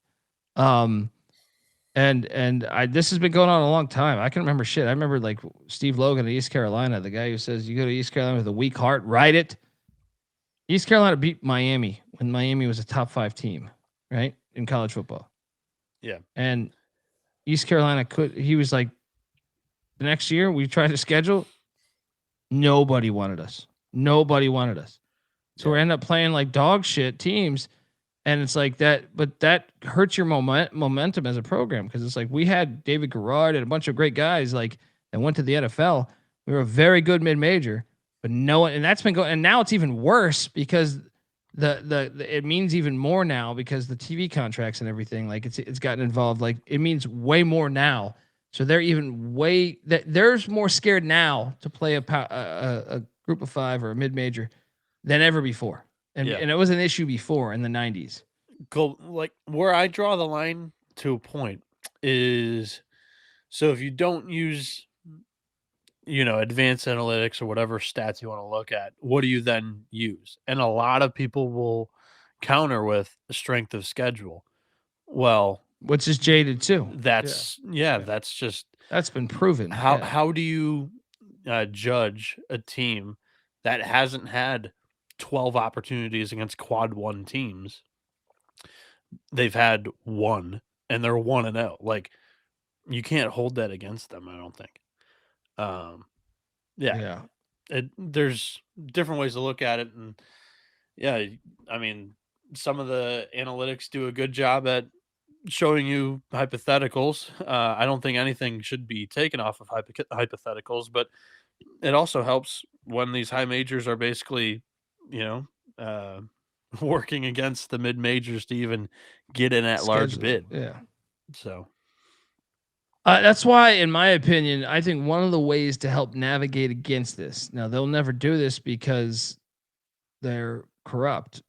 Every sport in college athletics is certain. It's like it's got an element of boxing to it or FIFA, where I would like to see something where the schedules are made 3 or 4 years in advance. Yeah. I think that helps build against that. Right. And to me, like once you're locked in, you're locked in. Once TV networks start going in, like they should lock you into that shit. I know in football, there's JMU just got paid $800,000 to not play Virginia Tech. Yeah, at least they got the money, like Max said, but still, I know plenty of people that were planning to go to that game, and that shit's devastating, man. Like you were like, and the fact that they're doing that, I mean, Army in Tennessee, we talk about in football. Once Grand Canyon got good in basketball, I remember them bitching about it, right? Like, it's unfortunate, and they should figure a system better for that. Like, there should be some type of insurance to it. That's why I would say, like, can't they? What's hurting them from scheduling 2 years in advance at least? Maybe my 4 or 5 years is ridiculous, but like, okay, 2 years in advance. Give them some type of security. Well, and it's going to be a big problem when we get to Selection Sunday, and everybody's like, oh, well, Miami of Ohio only played a certain amount of Q1 games. Well, motherfuckers wouldn't schedule them. Yeah. They wouldn't schedule them. They were willing to go to a Big 10 or Big 12 school, ACC, whatever league on the road and play them, but they wouldn't play them because they were afraid to get beat. So it's like, how can we use that as our metric when the other party, when the system is rigged from the start? Yes. When they, why should we even be looking at it when the system's rigged from the start? Yes. That's your point, and I completely agree. But to Bieniek's point, what should we be looking at? Especially like in college football in the FBS, there's 136 teams. Like I actually think you can grasp that if you have like every voter should have, and everybody on the committee should have the same setup that I have, because you can grasp that 360 something. Even with my 9 TV setup, I can't grasp it all. I do think, though, you should have to show that you're qualified. Just like you clock into wherever you work, you should have to show, clock in, sit down in your chair, videotape recording, you watching that many fucking hours. Because millions of dollars are at stake. And if you're not watching these fucking teams, you don't know. In a couple of years, I think you're onto something. I really do. I don't know why it couldn't be right now, but I legitimately think that's a possibility in 10 years. It should be. I mean, we have the technology right now. It's very easy to show that you're watching the fucking games. Like the fact, sometimes I think about this, the fact that like we don't have a vote. I mean, I guess I voted for the Mountain West football, right? And basketball. But I'm saying like preseason, but we don't have a weekly vote. I think that's a slippery slope too, because we already give media members that are qualified a vote in the AP Top 25, and we see a bunch of blunders in that every single week. So, Yeah. Well, that's what I'm saying. You have to show that you actually watch. yep. Prove to me that you watch. Prove to me that you watch. So we're all taking Akron. None of us locking this though, right? No. Yeah, no lock. Yeah. Next up, Minnesota is heading to Columbus, catching 8.5. I'm gonna lock up the Gophers plus 8.5. They're gonna stay in this game against Ohio State. They're gonna fight. They're gonna claw. They're gonna build that dam. Stay. That water's not just flowing away. Give me the Gophs plus 8.5. Mac?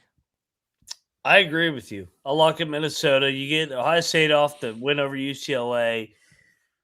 Now they're the biggest favorite they've been in quite a while. I think Minnesota's live. Bieniek? Yeah, 1,000%. Sell high after a TMZ big time win on the weekend for Ohio State. Minnesota's going to scrap like they have, continuously. And who's next for Ohio State? Michigan. Lock. Triple. Hello? Welcome to the party, pal. Triple lock on the Gophs. Catching 8.5. Let's keep this lock party going. I'm feeling good, despite my bad basketball day. I got a lock right here, guys. Ball State just won their first game. Central Michigan's been good at home. They just got blown out. I'm going to lock up Central Michigan laying 1.5 here. Fire up chips. Fire up chips. Fire up chips. McIntyre? No, I'm a believer in Ball State. I don't know why. I'll take Ball State no bet, though. Bieniek? I don't know why you're a believer in them either. Lock in Central Michigan. Let's go. There we go. Wrong team favorite. Double lock. You missed that shit on Friday. That's bad. CMU. Next up. Chips are minus 3.5 in the cocktail napkin for those curious. Yeah. Next up, we have Bowling Green laying 7.5 at Western. I'm going to lay it with Bowling Green. I can be talking to betting on Bowling Green here. Mac, what are you doing in Kalamazoo? Because I saw one of the greatest videos of a. So back in my day, there was a game called Destruction Derby, and I've been to a real Destruction Derby. It's probably one of the most white trash things I've ever done in my life, but it was kind of fun.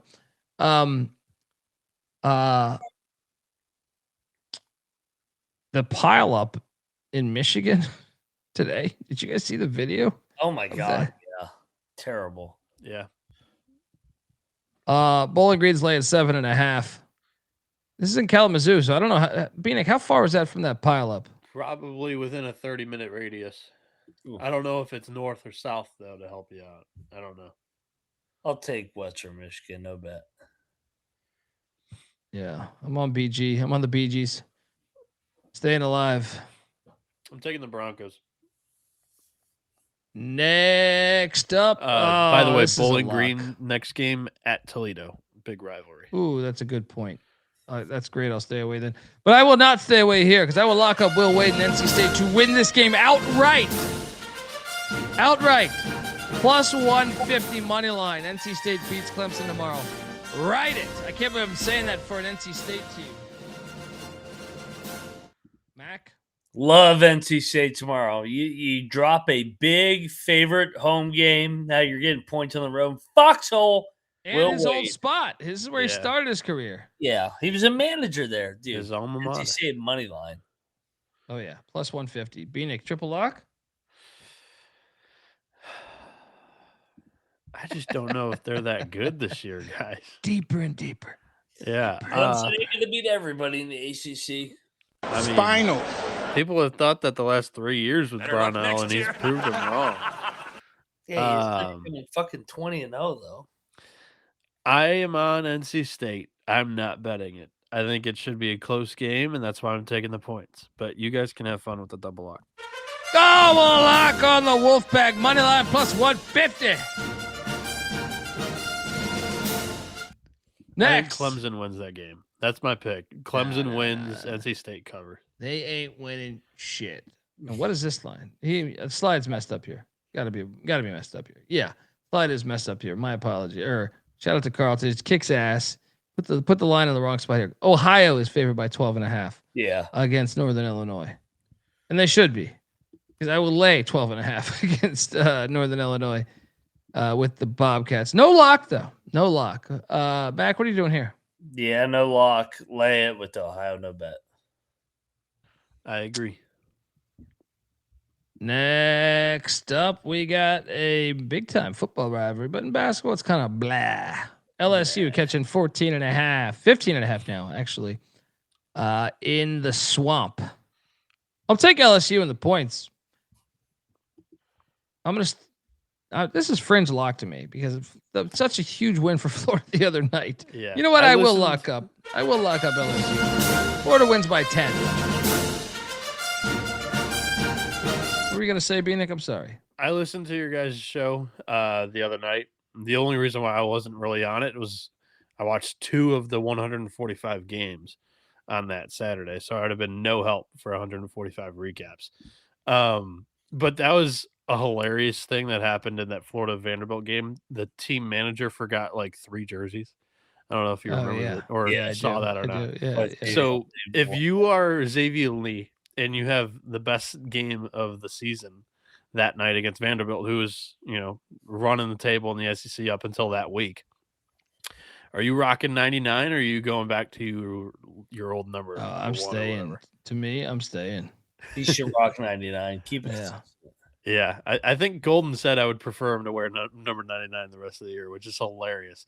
But yeah, it happened to like 2 other guys too. Boogie had the wrong number, and then Handlog didn't have the wrong number. It happens more in sports than you realize.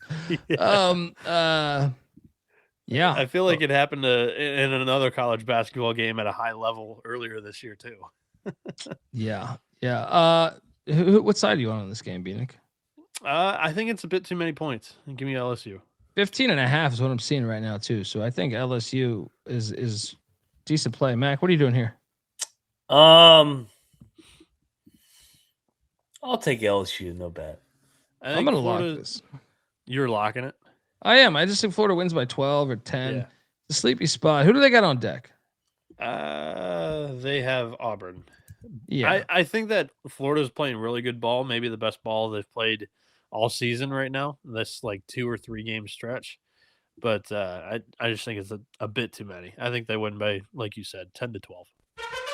Give me LSU plus 15.5. Lock it up.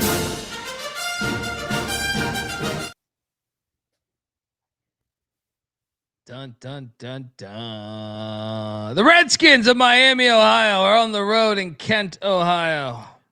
Sendy said 500 beers on him. This is a loss.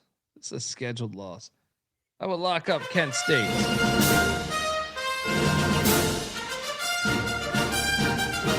McIntyre. I don't know if it was a scheduled loss when Buffalo was like one of the worst teams in the MAC in the preseason. They tried to give him a 1-game buffer in between. What was it? No, it was actually like 3 games from Toledo and Kent State. So, boots on the ground over here. Oh, okay. Back in Morgantown, Kent is less than 3 hours away. Are you gonna dress like Hugs? No, I will not. Dude, what an outfit the other night.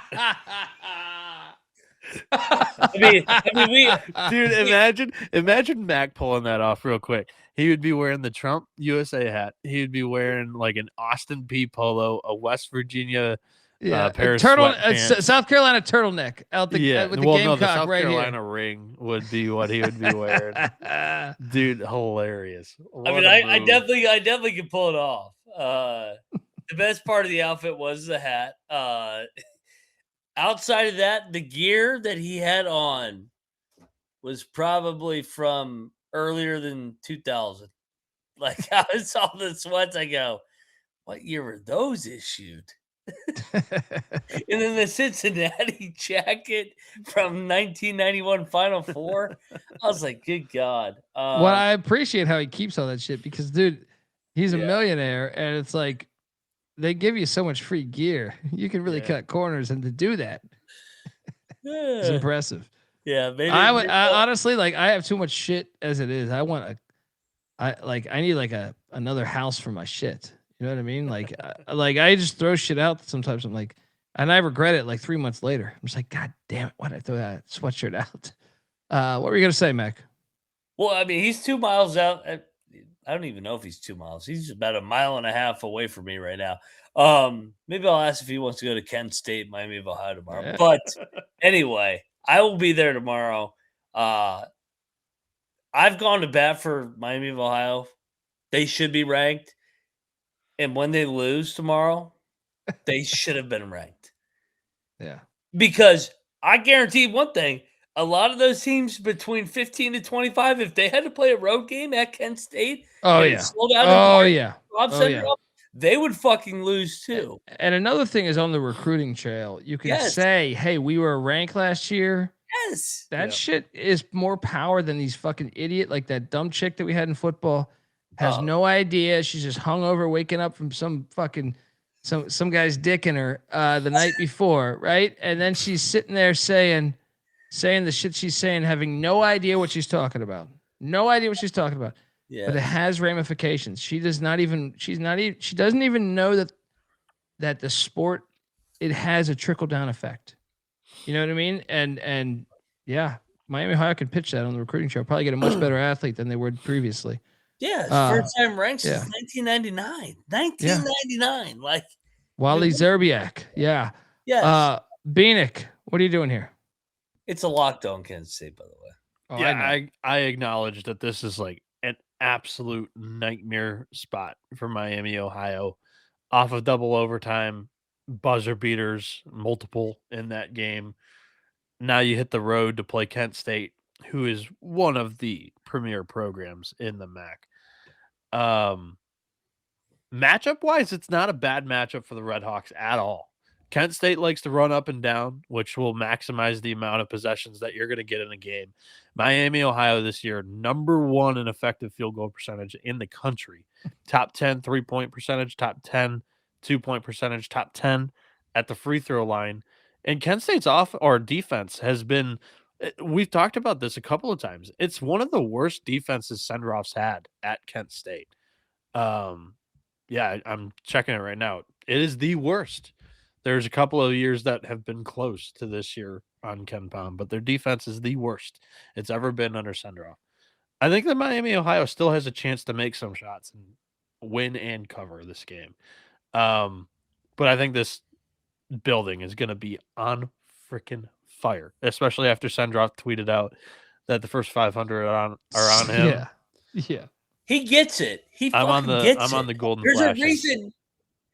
There's a reason he's got 300 wins and he wins 20 games every year in the MAC. This is a good program. Yeah. Like, these idiots don't realize how hard a game this is. So is that a lock, Bieniek? I'm not locking it. I can definitely see paths for Miami, Ohio to win this game. Everything that I look at typically to handicap a game tells me that the Redhawks should win. It's a brutal, brutal spot, and I cannot wait to watch this game. Double lock on Kent State between Mac and Dundee.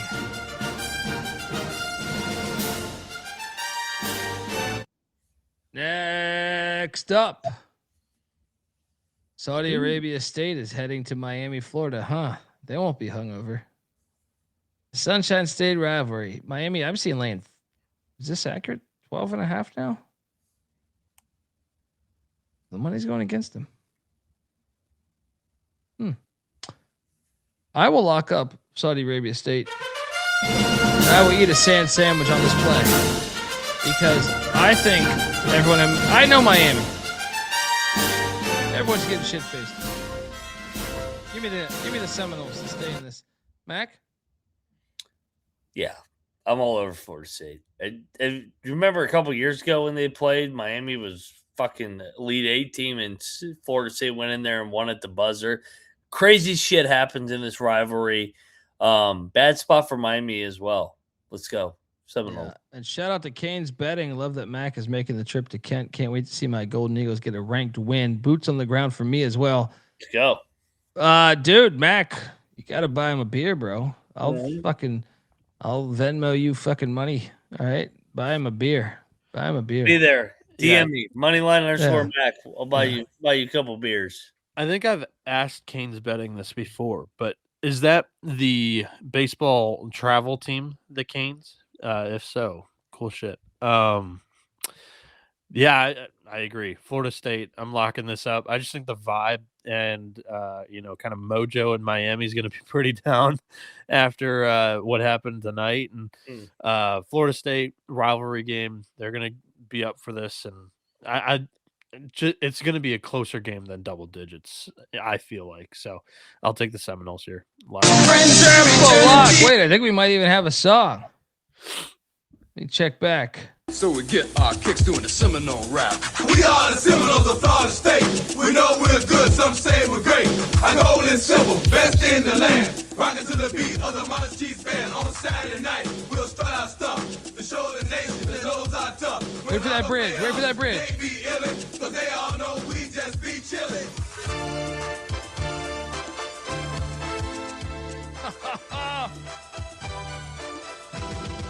Those drums. We're not losing tomorrow.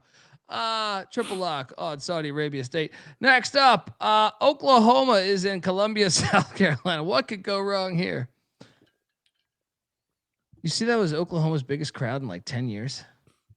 See that tweet? For what game? The Alabama game. Alabama. It wasn't even sold out. This shit was awful. Really? Yeah. Give me the Gamecocks. -1.5. No lock.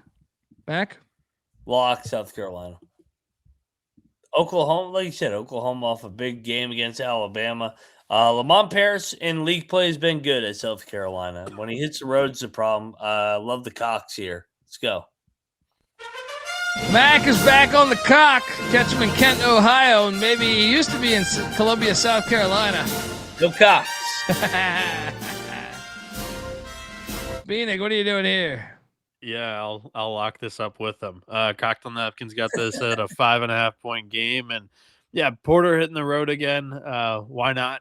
I like the spot. So Oklahoma on the road, South Carolina here at home. I do think that the Sooners have been a little bit better this year on the road than typical. They had a big win against Wake Forest, but in conference play, they dropped the Bulldogs by double digits, dropped the Texas A&M by this spread. So I feel pretty good about the Gamecocks here too. Let's go. Double lock. A couple old interns on the cock again. Oh yeah, buddy, with your Florida sweater on. Nice beaver.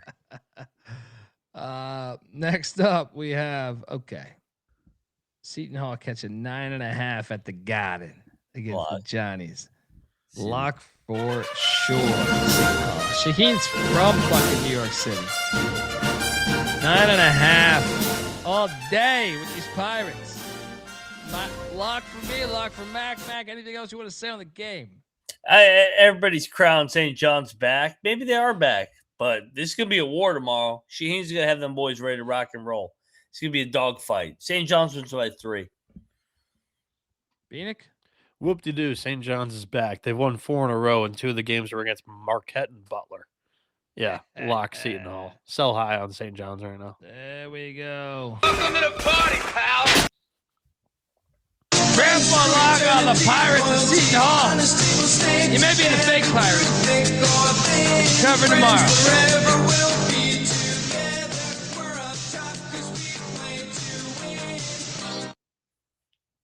Next up.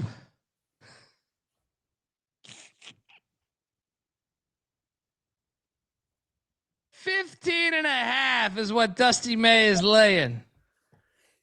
against his own boys. Yeah, he's celebrating the national championship tonight too. You telling me Dusty May doesn't strike me as a guy doing shots though? No. He strikes me as a guy that's like, I'll have a light beer. Yeah. And a Sprite. Caffeine free. Dude, the Browns are DeVries. A diet Sprite. I'll have a diet Sprite. Yeah. I mean, I don't know what to make of this because every Indiana fan, I've seen the footage on Twitter right now. Fucking whole, like, are they already in Ann Arbor? That's my only hope. Is they're already in Ann Arbor, far away. Yeah. They might be storming. If they're making the trip today, we're fucked. If they're checked into the fucking Hilton Garden Inn of Ann Arbor, we have cashed. Which is it? Mac, from your experience as being part of a team that's been to the Final Four, they're in Ann Arbor right now, right? Have to be. I mean, what? They're coming from Bloomington because they lost to Iowa on Saturday. They're going to have a good crowd tomorrow. No, but will the team, where would they be at right now? Would they be in Ann Arbor? Oh, they've been in Ann Arbor. Okay. Yeah, they got there earlier today. Their managers just played each other tonight. That's what happened. Yeah, they probably got there early afternoon. I'll take the points. I'll lock it up. Yeah, I'll lock up Indiana. That's too many. Yeah. Double locking them Hoosiers. Michigan wins by 10. Nathan Cern is saying boots on the ground. Bieniek, you going to be there? His headphones fell off. All right.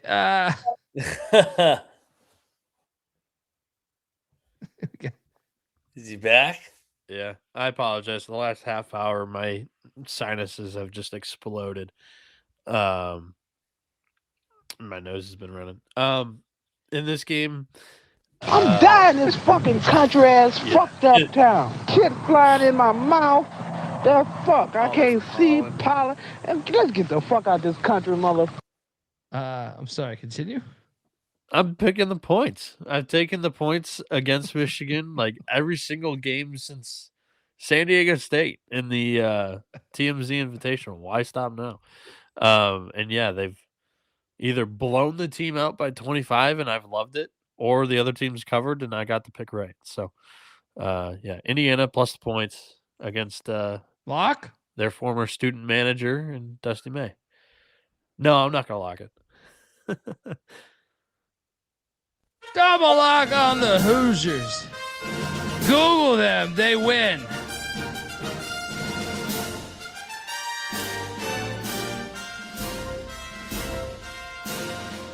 We were talking pre-show, Colby. You want to say what you said pre-show? Yeah, I mean, we were talking. Well, I first started. I believe me and NC Nick were talking about this, but I thought it might have been you. And then we started talking about this. Yeah, Mac. They were very close to getting Dusty May and having Kurt Cignetti at the same time. Had they fired Mike Woodson the year before, which he should have been fired. He should have been fired that year. He should have been. Everybody knew he wasn't going to They come back would have had afterwards. Dusty May, their former guy, and Kurt Cignetti in the same fucking cycle. Oh my Would have been God. Unbelievable. Instead, they'll wait 10 years. Instead they stole West Virginia's coach. Yeah, everybody talking about the who's the Kurt Cignetti in this sport and who's the Kurt Cignetti in this sport. Michigan was like 6-24 when Dusty May arrived in Ann Arbor. I still don't know that it's fair enough to say exactly. It's not. Yeah, but yeah. I think we've only got one natty, so we're kind of there. But you but played it's not, in a natty when? not as poor. What year as was that Indiana. shot? What year was? 2018. Yeah, okay. 2018 was against Villanova, and we got ran off the floor. But yeah, I mean, we were at 6 wins the year prior to Dusty, then a 4 seed. So it's like barely sneaking into the college football playoff in the first year, and then being a 1 seed, which currently is the path. Yeah. I mean, that's could you the imagine way it that? looks right Can you now. imagine that? They were so If close. they were both in Bloomington at the same time. Man. Well, I know Michigan has endless money, But do you at all worry that Indiana winning the Natty in football and like all these boosters just throwing shit money? Like getting what's his face from the Mavericks on board. That's what I'm saying. Like that, you might even be able to steal Dusty May in like the next year or two. I thought they would be able to steal him this past offseason. I thought that was happening. That's why, I'm paranoid about it. Well, the reason why I say that is because we know Michigan's athletic director is a quality guy. He's gone. He's a sitting. That is exactly my point. Yeah. Is if you're Dusty May, do you think stability in Indiana in a year or two? I know they just hired what's his name, but I'm saying yeah, but you got to think about that a little bit. Yeah, I mean, if you're Indiana, you're sending feelers out to Dusty's agent, on the side. And if they ever pull the trigger just out of nowhere, that's the move. They're paying a gazillion bucks to bring over Dusty May. All right, next up, I want you guys best locks here. Mid-Atlantic Christian is at South Carolina State. Smash spot for Coach Martin and company. Bulldogs. Mid-Atlantic Christian. I never heard of them. Bieniek, we studied the college game pretty hard. Have you heard of Mid-Atlantic Christian? The Mustangs. No, I have not. It's going to be free to watch tomorrow. Then you have this game as UCF, the very shiny, golden, very Knights are heading into Ames catching 13.5. This is such a lock, dude. Iowa State lay the 13.5. They win by 25. McIntyre, what are you doing here? Yeah, lay it. I think Iowa State defensively chokes him out off back-to-back losses. Get right spot. Go Clones. Bieniek? So the Mid-Atlantic Christian plays in the NSAC, which is the New South Athletic Conference. The NSAC? NSAC, the New South Athletic. They're in the nutsack. That's what I'm saying. Come on. I mean, that was easy. It wrote itself. Yeah. What are you going to say? I'm sorry. I looked up what division their sports are in, and it says USCAA Division 1 or Division 2. What the fuck is that? Maybe. Depends on the day. Shout out to Canes Betting giving us $20. Love the show, guys. I'm a grad student at Kent State. It's cold as shit here right now. On the bright side, all classes tomorrow are canceled. So all day drinking and partying is what we do here to prep for the game. So hit up Mac, Moneyline_Mac on Twitter. Mac, get there a few hours early. Make sure you take him to Bill's Tacos in Kent, Ohio. I'm sure Canes Betting might know a spot. Oh, yeah. And you'll get dialed in real quick. All right, that's part of the college experience because the college experience is a lifelong thing. It isn't just being in college. Yeah, shout out, appreciate that, man. Yeah, I didn't see his comment to my question if he played for the Canes baseball team. I didn't see it either. That was a good program. We're gonna still is. You're at Kent State tomorrow night, baby. Let's go. So the USCAA, United States College Athletic Association, is for small college athletics. So they're not even part of D1, D2, D3. Dude, well, you need a win sometimes. You need a win. Holy moly. I mean, I haven't heard of any of these schools that they're. I've heard of William Peace, who they played at. I have too. I've heard of William Peace too. So who are you taking in this UCF Iowa State game, buddy? I'm on Iowa State here. Dude, they're still a very quality team. I saw somebody in national media tweet, "Yeah, I'm out on Iowa State after the last game that they played." I'm like, come on, give me these morons don't even realize it's January. This is when you want to lose your games. Yeah. It's hard to win on the road in league play, especially the Big 12. Like you're playing good teams. Yeah, UCF just played a super physical game against Arizona. Now they've got to travel up to Ames. It's brutal travel off a bad, physical game. Iowa State runs away. You locking it, Bieniek? Yeah, I'll lock it. This is purely a hunch, though, not a. Grandpa lock on the clone. Honesty will stay together through thick or thin. Friends forever will be together. We're up top 'cause we play to win. Next up, we got Salt Frazier heading to Pittsburgh to take on the Dukes. The bet detective CJ Sullivan, host of the Bottom Line Bombs podcast, his alma mater. This is too many points for me. You're going on the road. Give me Duquesne plus 9.5. Yeah, I'm gonna lock this. Give me the 9.5. It's too many for the old Yeah. Lock. This is a bet detective play. Mac, you with me? I'm gonna say off a lock. But I do like the bet detective here. Bieniek? I think I'm all in on St. Louis now. I think they continue to just be a chainsaw through hot butter in the A-10 right now. Lock? Battle? No, I'm just gonna pick it. But yeah, I don't honestly see anybody slowing them down until famous last words, by the way. I'll pick the Dayton game, January 30th. This is the next time that I'll think about not picking St. Louis. Okay. Next up, we have Loyola at St. Bonaventure. Something's got to give. Both these teams. I'm gonna lock up the Ramblers plus 11.5. Dying hard like Bruce Willis. Bonnies win by 8, by 6, by 4. Or Loyola could win this, depending on which Loyola we get.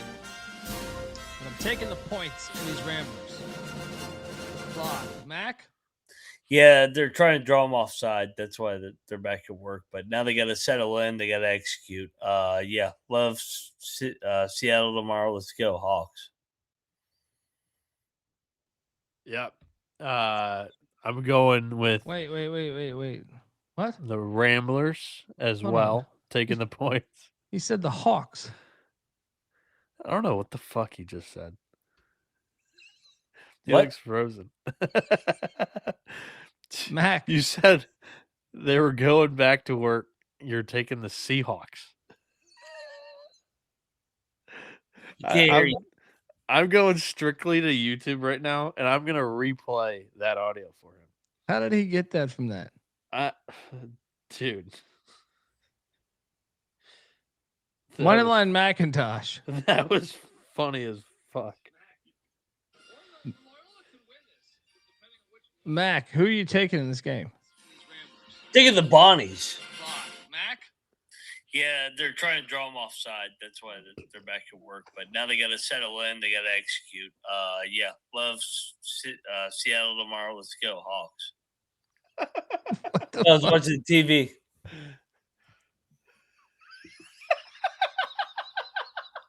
Tired, man. It's like 5 o'clock in the morning. Bonnie's trying to draw them offside. Trying to draw them offside. I'm like, what the fuck are we talking about here? Mac? Yeah, they're trying to draw them offside. That's why they're back at work. But now I'm they got to watching settle Signetti. in. I got Signetti on in the background. Seattle tomorrow. Let's go, Hawks. Well, I don't get the brain man cold, but they're counting down 7-6-5. The whole world right now is saying, The fuck is that? I got my teams confused. The fuck is that? I was looking at one The logo. fuck is that? Look at all this shit. Seahawks, Rams. I'm watching Signetti coach here in the background. Oh my! I'm all over the Bonnies. I can't talk to this son of a bitch. I can't talk to that son of a bitch. Bonnies are locked. That one's 5. Sometimes it may be good, sometimes it may be shit. oh my God. Buddy, I mean, I feel like, he woke up and jumped into the show. He could have just took the night off. He came for that. I always show up.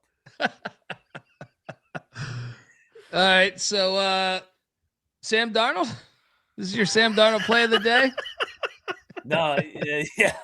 No, actually, I think I actually like the Rams in that game. That's why I was like watching this. Like, all right, MJ goes, this guy's got Alzheimer's.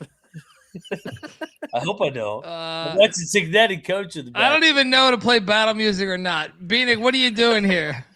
I'm taking Loyola Chicago. The cocktail napkins got it as an 8-point game, but I'm not betting this game for either team. He said the blitz. Both of them are so volatile. He said they were trying to draw them off. Yeah, that's what I'm saying. That's what I mean. How is that even a handicap in a football game? I'm watching Indiana Miami right now. Dude, I don't even understand. Just because you're watching it, you're saying you draw literally offsides? so zonked. It wasn't even wired properly.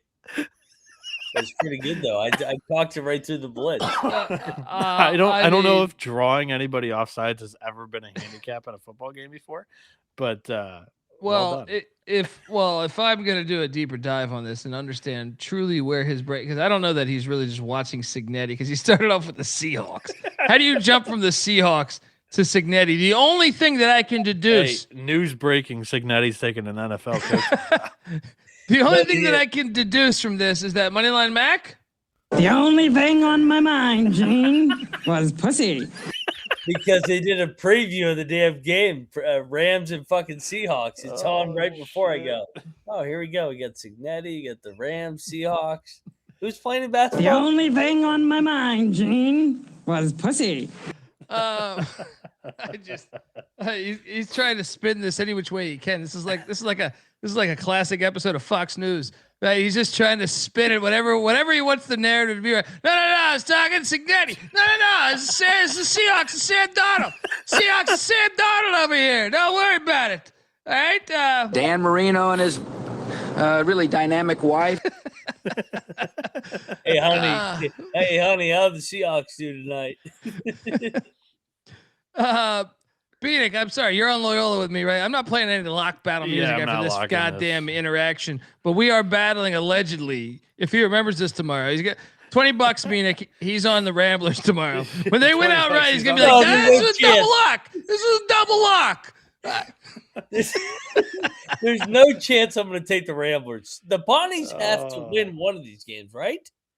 I don't know, dude. Yeah, I'm all mixed up on you right now, buddy. I'm not tailing any of your picks today.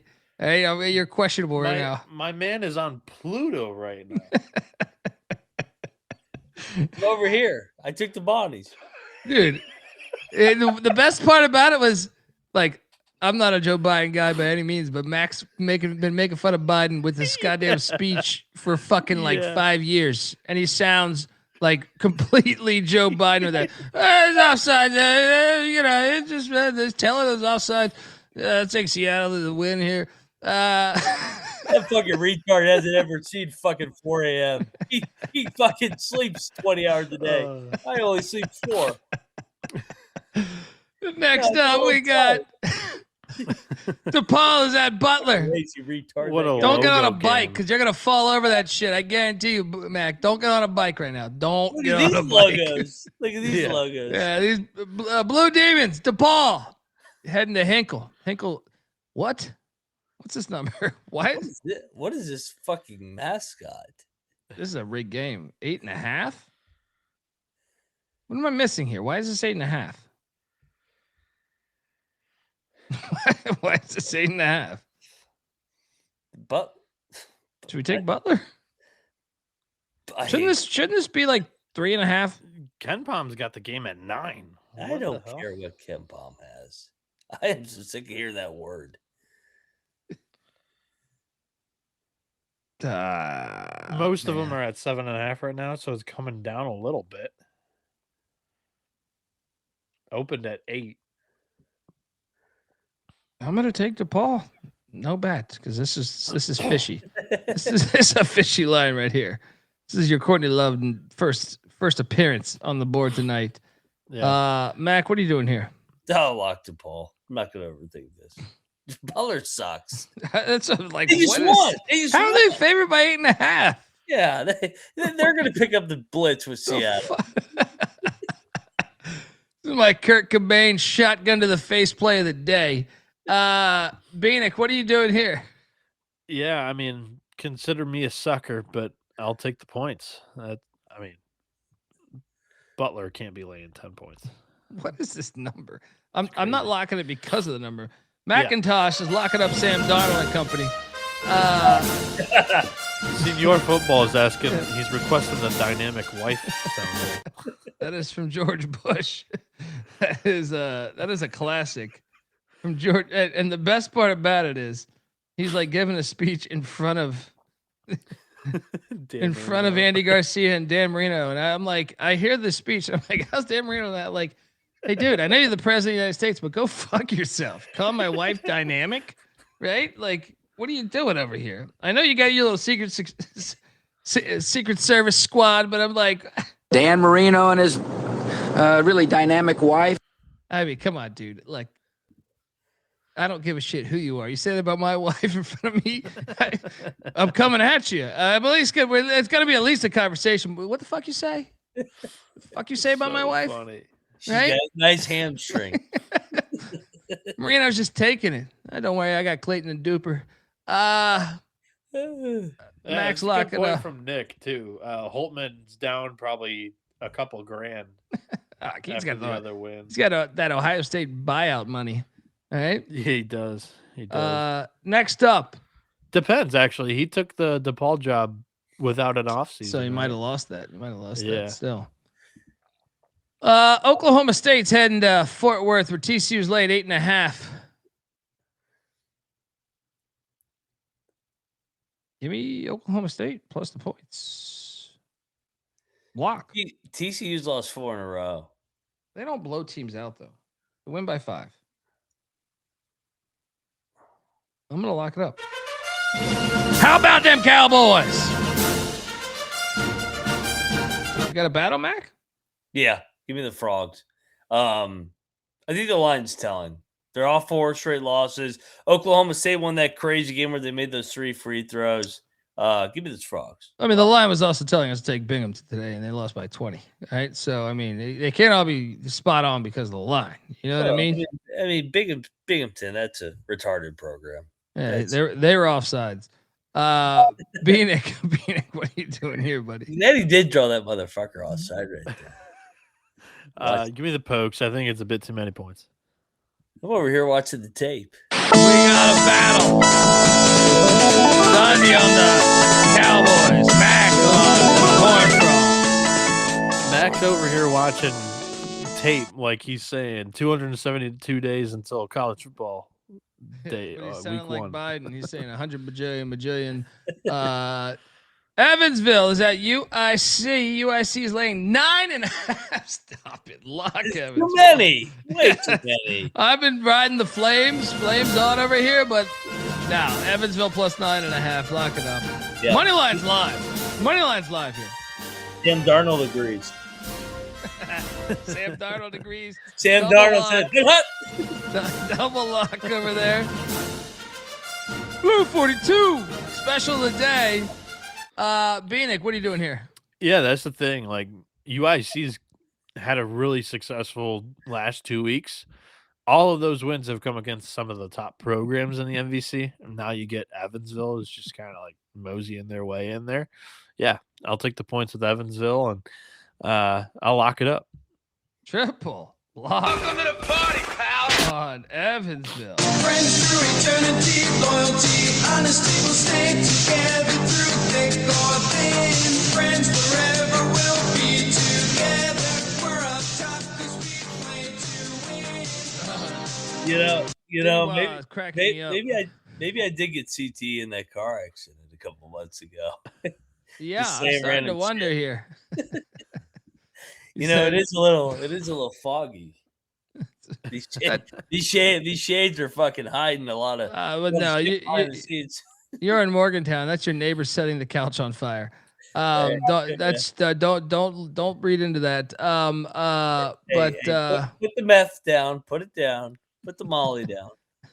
Diddy saying I'm on the TC. Fuck it, I'm on the TCU Seahawks as well. Next up, we got UT Martin.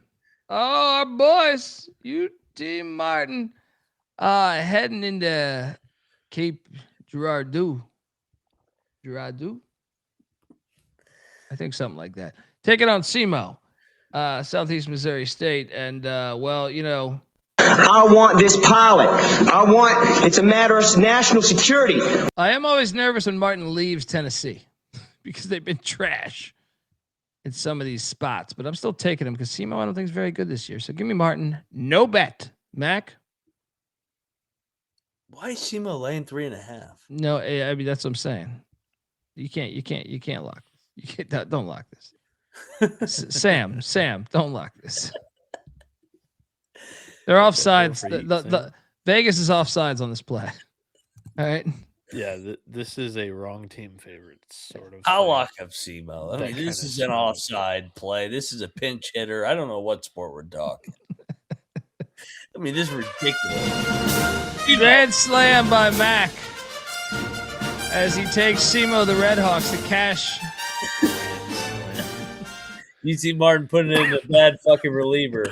Grand salami. Let's go. Let's go Redhawks.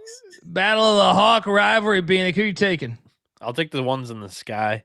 And I saw Silver Bullet ask this question twice now. They're both in the sky. What are you talking about? The Skyhawks. Okay. The Redhawks. Okay. Well, they're in the sky. I mean, Hawks are just chilling in the fucking water. What about the Seahawks? You know what I mean? Yeah. I guess maybe they are. The Seahawks are.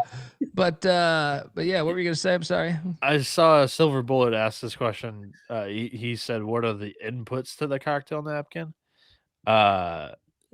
It's periodically throughout the year. I just look at the power ratings that KenPom has on the teams in each conference, and I kind of create my own power rankings and eyeball which teams I think are better, which teams I think are worse, and then I kind of forge the matchups in the power rankings that he has.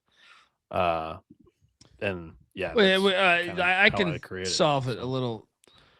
Bieniek, I know you had a few whiskey sours, and by that I mean one in Vegas, but we got this clip from you on how you come up with the cocktail napkin from last year. Yeah, well, I'll tell you how the goddamn score comes out. 2 points right there. There's your goddamn score. Goddamn cats crawling up trees. 5 times 5 is 25. Fuck this place! Fuck it! That was Bieniek. He was a little drunk that night, so he was a little angry. But yeah, the cocktail napkin. That's how he figured it out. Called for Coach Painter's job that night too. Next up, we have Rutgers, Iowa. What? 19.5 points. Oh my God, 19.5. Draw them off. Iowa. What does Iowa score? 28 a game? What are we talking about here? Lock. What is this? What is this? Iowa wins by 15. Mac? Yeah, I'm sorry. Kirk Sam? Kirk Ferentz runs a hell of a program. They're going to win 19-0 here. I'll take Rutgers. There you go. Double lock on Rutgers. Shout out to the great Steve Largent, one of our celebrity pickers that we get every year. Bieniek, what are you doing here? This is a little crazy. Crazy. Sell high on Iowa after demolishing Indiana the other night. Yeah, I'll take Rutgers, and they lose by like 14. This is way too many. Money line. What's first half money line? Yeah, we should look at that shit. Yeah, 100%. Rutgers just played Wisconsin. They sit out on the road. Let's go. Triple grand slam with the Rutgers Scarlet Knights. Friends forever will be together. We're up top because we play to win. You gotta block the A gap. They do that every time in Laramie, or Laradice as they call it. Boise State's laying 1.5 in Laradice, and Boise State will lose in Laradice. Give me Wyoming to bounce back. I'm gonna lock up the Cowboys. Catch a 1.5. Let's go. Come on, Sundance. Mac? I'm gonna battle. I think Boise's gonna go on a roll here. They finally sat their losing streak. I think Boise gets it done. Lock battle. Bieniek, you on this one? I'm gonna go with. I'm gonna go Boise. I think they edged this one out.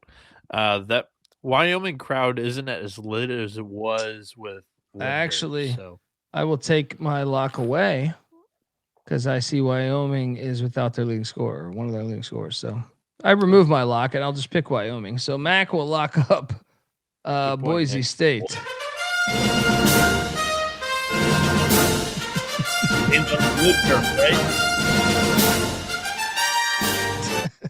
Fucking guy.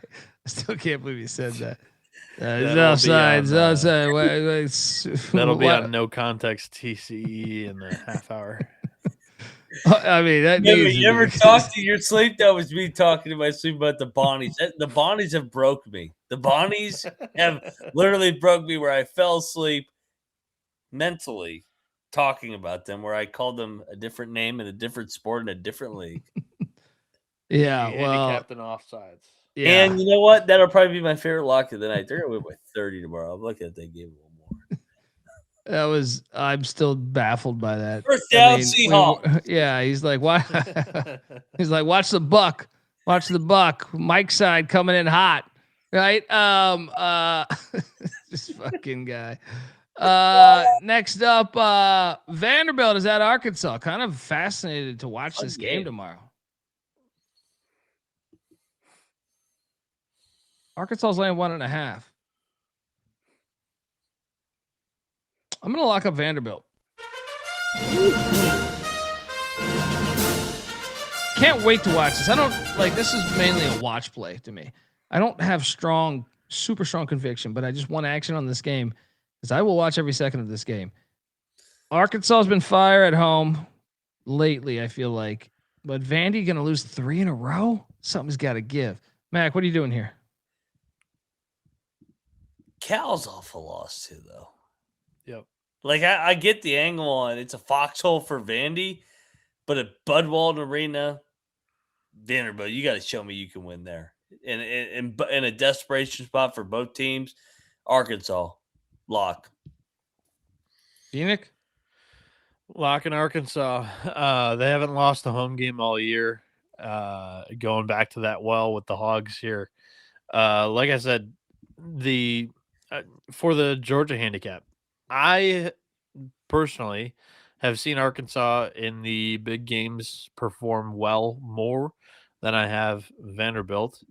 And yeah, Vanderbilt's got to do it on the road now. I think their best road win was at Memphis, which went to overtime. Vanderbilt? Yeah, Vandy. They destroyed UCF at UCF.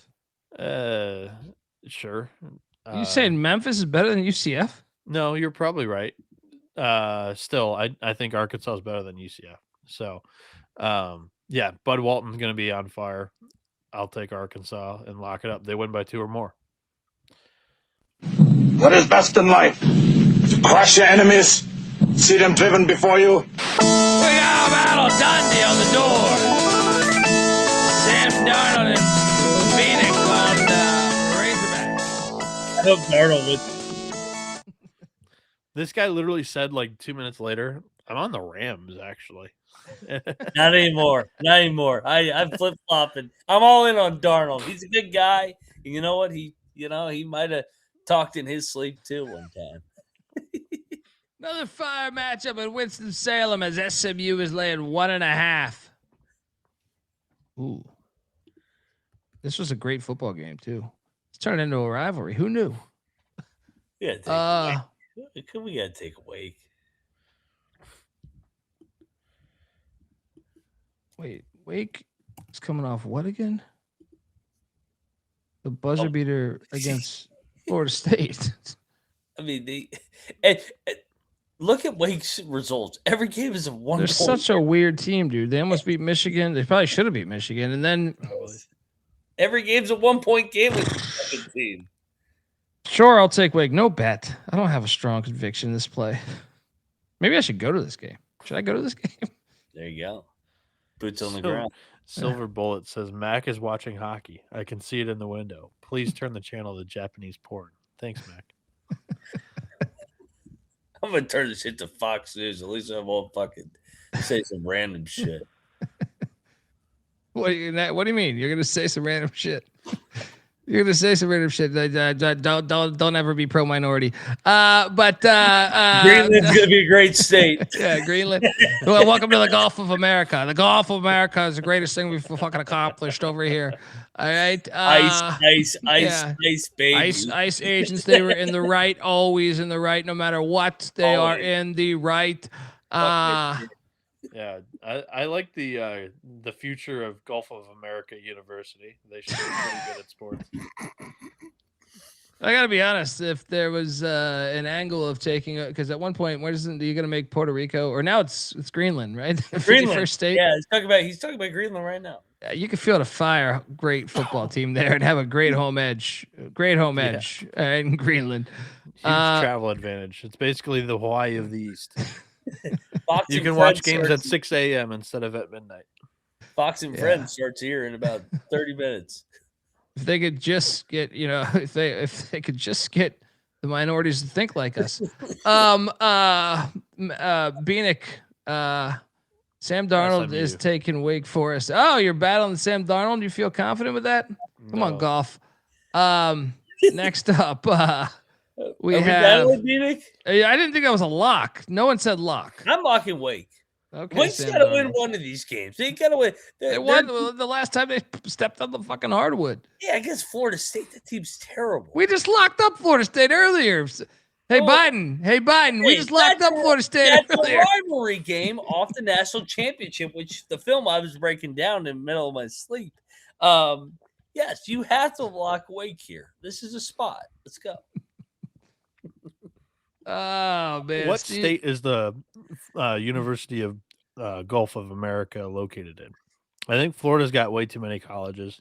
Texas has a lot of colleges too. I would say like maybe Mississippi. There's not a lot of competition there. We can recruit well.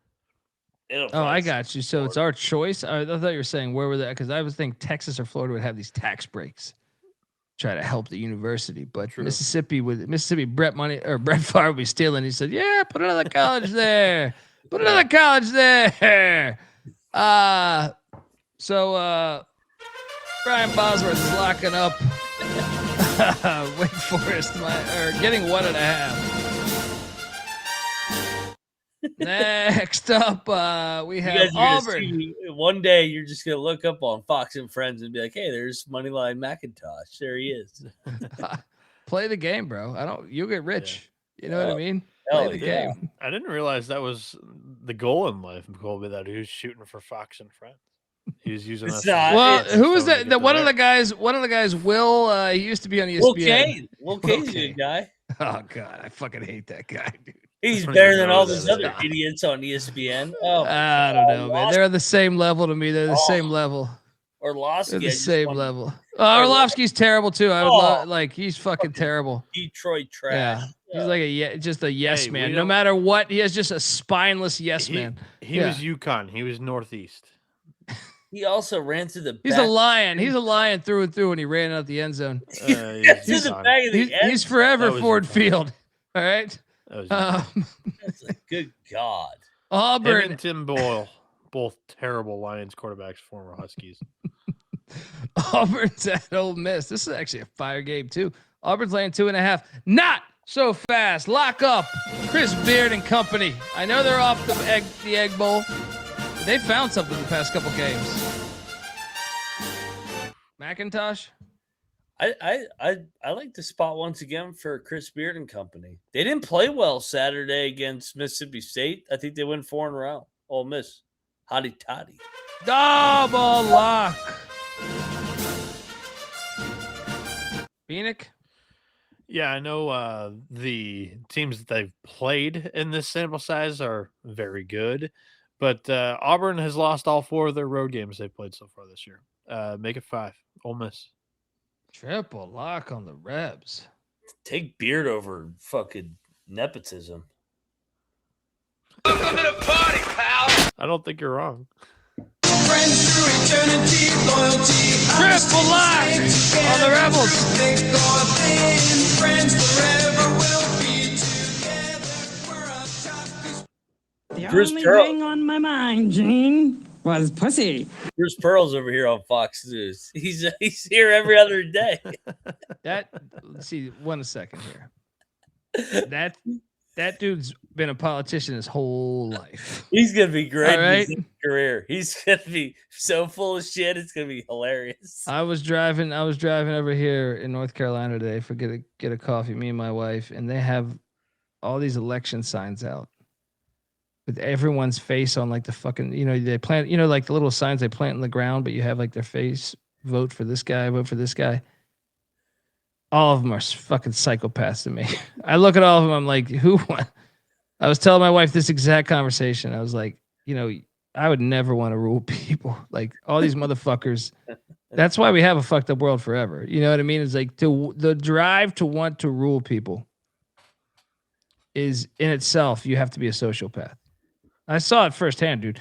I fucking used to bartend used to bartend for someone that was like, I watched him go through college and then want to run for mayor, lose, and then become mayor. And by the time he became mayor, he was such an arrogant fucking prick, dude. And I was like, damn, dude, I remember when he had a soul. I remember like when he was coming in here at college, like and I watched him become a fucking dickhead, just like that. Just like that. Bruce Pearl, I'm not saying you're a dickhead, but well, maybe I am. Anyway, triple lock on Ole Miss. Next up, Georgia is at Missouri. This Blue Cane spot. We got to fade the Blue Cane spot here. This is a pick. God, this is a pick. Missouri should roll, right? Lock. What are you seeing line wise? Because I see it as off the board right now. 1.5, one. Minus 115, minus 105. Yeah, I like Gates at home, dude. Yeah, me too. They're off a loss. Yeah, and Georgia's off of. Just an unbelievable. Yeah, double lock on the Tigers. You can go line shopping and get plus 1.5 for either side right now. So, with that said, I agree. I like Missouri at home here as a dog. Let's go. Triple lock on Dennis Gates and company. Let's fucking go. Welcome to the party, pal. Triple lock Missouri. Winner, winner. Stay together through thick or thin. Friends forever will be together. We're up top 'cause we play to win. All right, I know I got punched in the face the other night when I faded Sparty, but I'm going back to the well. Ducks plus 10.5. Lock it up. Come on, Dana Altman. Get your fucking team together. You covered against Michigan. I think it's a money line play, Mac. Hey, Colby. Yep. What does the injury report say in front of you? It says Caleb. Oh, I'm assuming you're talking about the Duck side of it. Yeah. So against Michigan, our 45-year-old big man is out. Yeah, against Michigan, they had the Ewing theory go on because Biddle was out and Shellstad was out. Are both of them projected to be out again? I'm still taking the points. Still taking them. No, the money line I don't think I'll take, but I'll take the points. Nate Brittle is what we call him. Brittle. Yeah, it's a really tough because Michigan State is on that second leg of the West Coast trip. This is the spot that they should get bit if the team that you were playing against was fully healthy. If they had a big man to keep you off the glass or at least limit your offensive rebounding chances at second chances there. But I think Michigan State's going to be able to get those. And yeah, I'll lay it. They win by like 13. Lock? No, just because of the whole West Coast swing that typically bites teams. But no, I'm going to lay it with Sparty. I'm sorry, Sam. Yeah, we're in the Great Northwest here, aren't we? Just like the Seahawks. Yeah. Izzo's going to have those guys ready to rock and roll. They're going to beat the shit out of Oregon. Everybody's talking about Michigan and Purdue in the Big Ten. Sparty's right there. Lock battle. Give me Sparty. They win by 20. Donnie on the dunk. Mac on Sparty.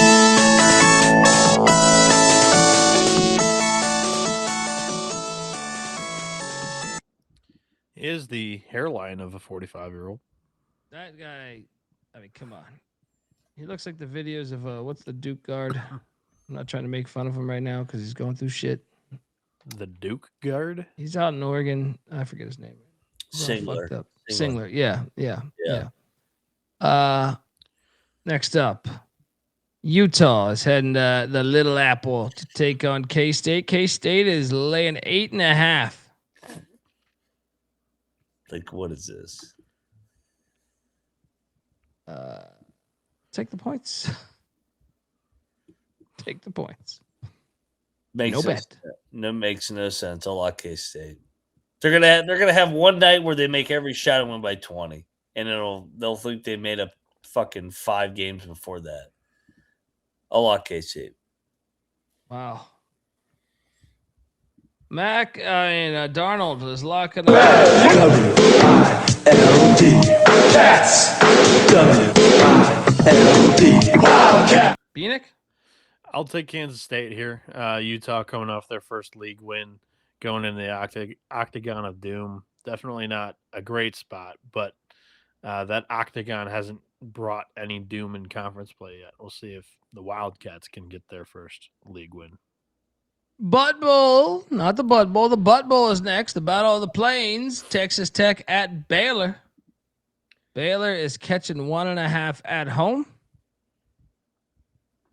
I will take Baylor. This is fringe lock to me. Mac, what are you doing here? How about this line? Does it smell to you at all? It does, but you got the teacher versus student. McCaslin, Scott Drew. I'll lock Baylor. Let's go. I'll join you. Foxhole. Double lock the Baylor Bears. Hope you have fun in that foxhole, Colby. I hear it's been used already. Who did I use it on? It was a part of your blitz pickup. All right, they read that. Hey, fake news beat. I can't even name the game. Baylor, Foxhole. Bieniek, what are you doing here? Lock battle. I'm going Texas Tech here. In these Big 12 big matchups, Baylor hasn't covered a single one. I don't think that happens today against Texas Tech. I'll lay the 1.5 with the Red Raiders. I think it's a cheap line. Cocked on that. Got it at 4. Let's go. Bieniek on the Red Raiders. Dundee and Mac on the Bears.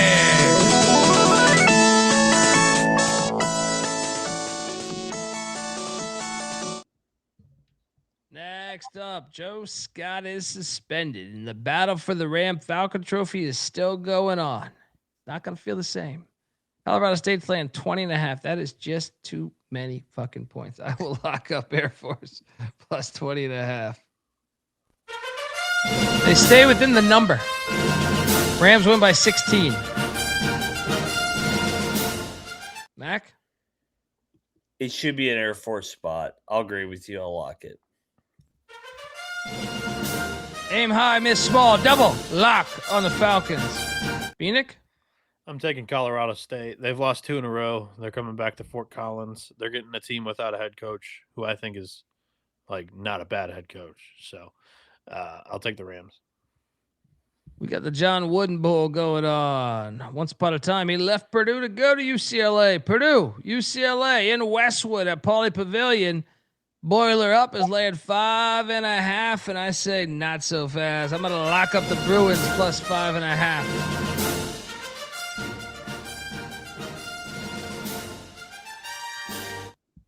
Sam? This one reeks, man, doesn't it? It's telling you UCLA is going to win. Yeah, I agree. Give me Mick Cronin coming back home against these Purdue Boilermakers. They've been asking to get bit, man. They haven't covered in 4 or 5 games in a row. They've been playing with fire. UCLA this. Double lock.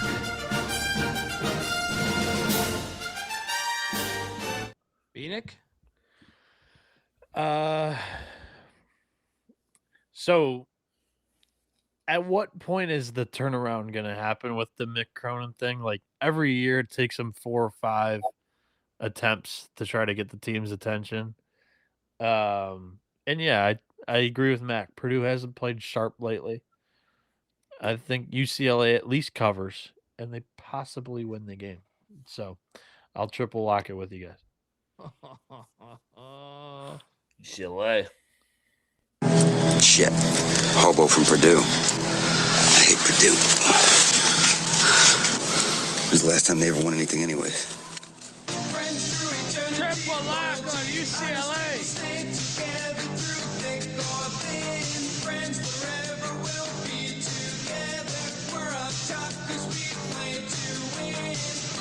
All right, Nick in the chat. Nick in the chat. Who the hell is playing for San Jose State this game? I mean, oh, dude, you do not want to know the cocktail napkin number on this. They're catching 17.5 in Reno. I got each time I bet on these guys, you learn about like 4 guys that don't play. They're the hardest team to bet on in America. Yeah. Points, no bet. I'll take the points, but I just can give us some type of intel. Nope. The fuck's going on over there? Calling all cars. Yeah. Exactly. Bieniek, what are you doing here? Oh, man. Has Nevada been able to open it up this bad against somebody this year? No, they haven't. They haven't beaten anybody by this many. I'll take the points. I think 17 is the most they've beaten somebody by this year. Next up is this game. Bill Self, by the way, want to send our thoughts and prayers to Coach Self. You know, last year I think we speculated that he had a mistress, which might have been cheap of us, but I stand by us being cheap. And we want to make sure that obviously if he's having health issues, that sucks. We like to have fun and talk shit, and we want to say love and condolences, or not condolences, love and best wishes with Coach Self and his family, his friends, all that stuff. So now, having said that, I'll take Colorado on the money line. All right. Do you think his health shit's because they went to altitude in Boulder? No, he didn't even travel. I was thinking, yeah. He didn't even make the trip. I loved this spot before this news, to tell you the truth. So I don't know that I want to lock it because, I was going to lock it with him being there. Yeah. Now they might rally. Yeah. I'm going to stay away. Yeah. I'm going to lock Kansas. One game bump for Bill Self. McIntyre. Darnold is locking up Kansas. Bieniek? Yeah, I mean, I was with you in liking Colorado, and I'm not going to overthink it too much. I'm still going to pick the Buffs. I just think that it's going to be a close game down to the wire. The guys pull it out, and they say it was for coach.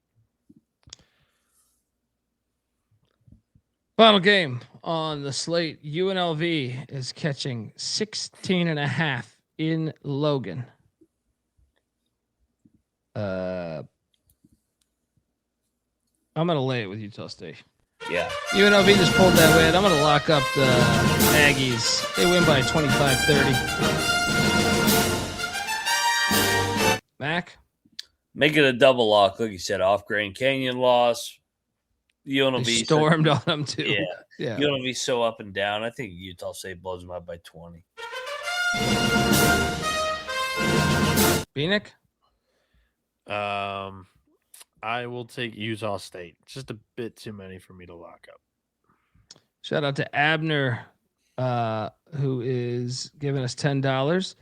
Guys, I spent my plus 8.5 money in Tijuana to numb the pain. SD is trash. Never been. San Diego is trash. Never so bad to come back to Lynn. Well, you mean Tijuana or San Diego? I'm so. He's saying never been so sad to come back to land on the free. Well, that's because you're in Tijuana. You can shoot off a fucking grenade launcher, and it's just another day in Tijuana. That's normal. Let me tell you, as someone that's been the TJ a bunch, once you get over there, as long as you're not getting pistol whipped or roofied or stabbed, then you're actually having an amazing time. So I think I agree with you. Is he a Miami fan? Yeah, he is. Okay, yeah. Putting 2 to 2 together. Anyway, top plays of the night, gentlemen, because that concludes a Fire Tuesday slate. What are we giving? 3? 3 still in a dog? Yeah. It's cool with me. Rutgers will cover that ridiculous number against Iowa. Seton Hall will cover the number against the Johnnies.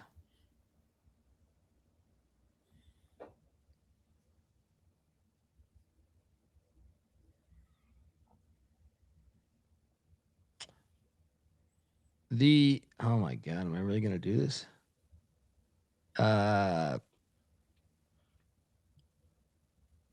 Kent State will beat Miami, Ohio tomorrow. The money line, the best I'm giving you right now is 150 on NC State. Hang on, let me see if I can get something better out there. I could see Seton Hall winning it, but I don't think they will. Let's go.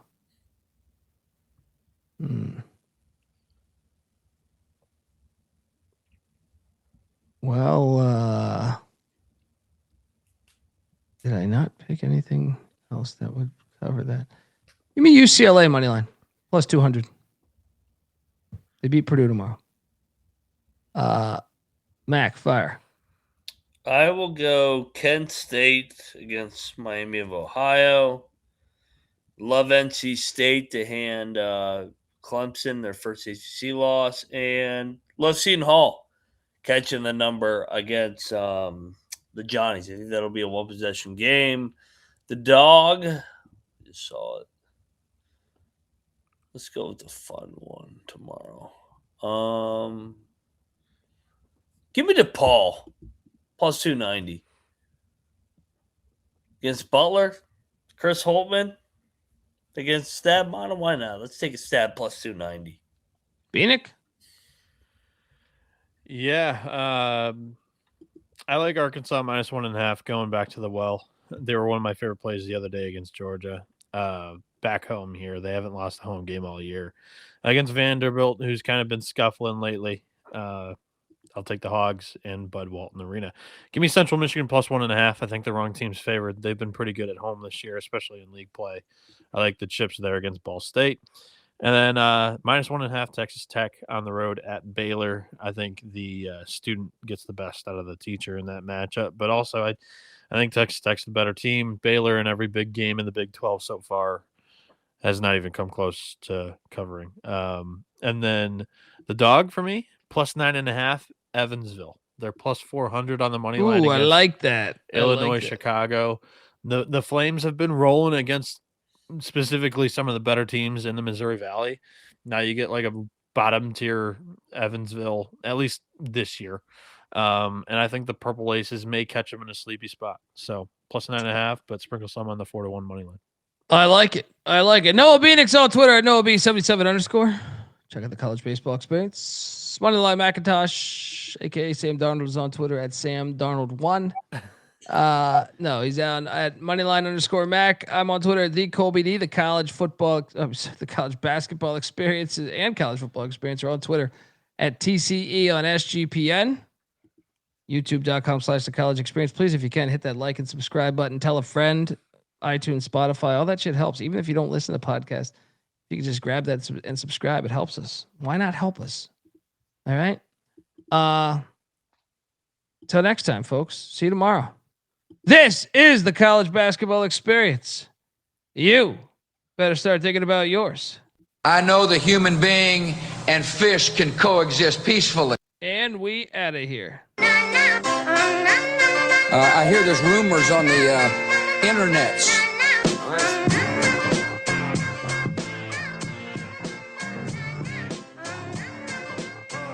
You know, a lot of people go to college for 7 years.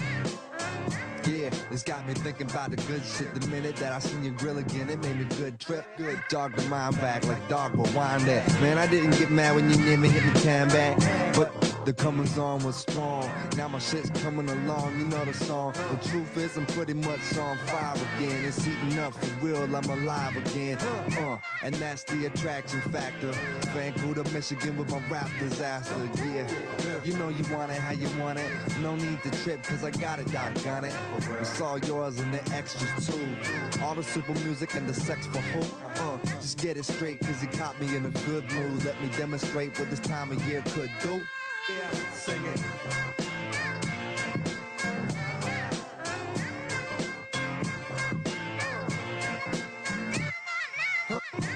I get it.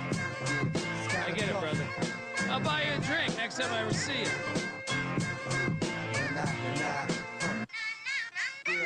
Yeah, last time you got the hot shit that I made, I was not the hot shit. Why? Going through them transitions, wham this in, damn listen. I can make the biggest change listen, and wouldn't have shit to do with shit but some chips in. I don't get down like that. I'm the super rap mammal with the crown of fact. I'm so sore thumb, sticking out like some stick gum. Out the back with the beat smack. It's dumb, dumb hot, crazy sun hot. More often than not, and not monotonous. And got the hiss in the holes and bottomless. Bottoms up, cause I'ma just beat them damn guts to submission. It's in the job description. That's what I was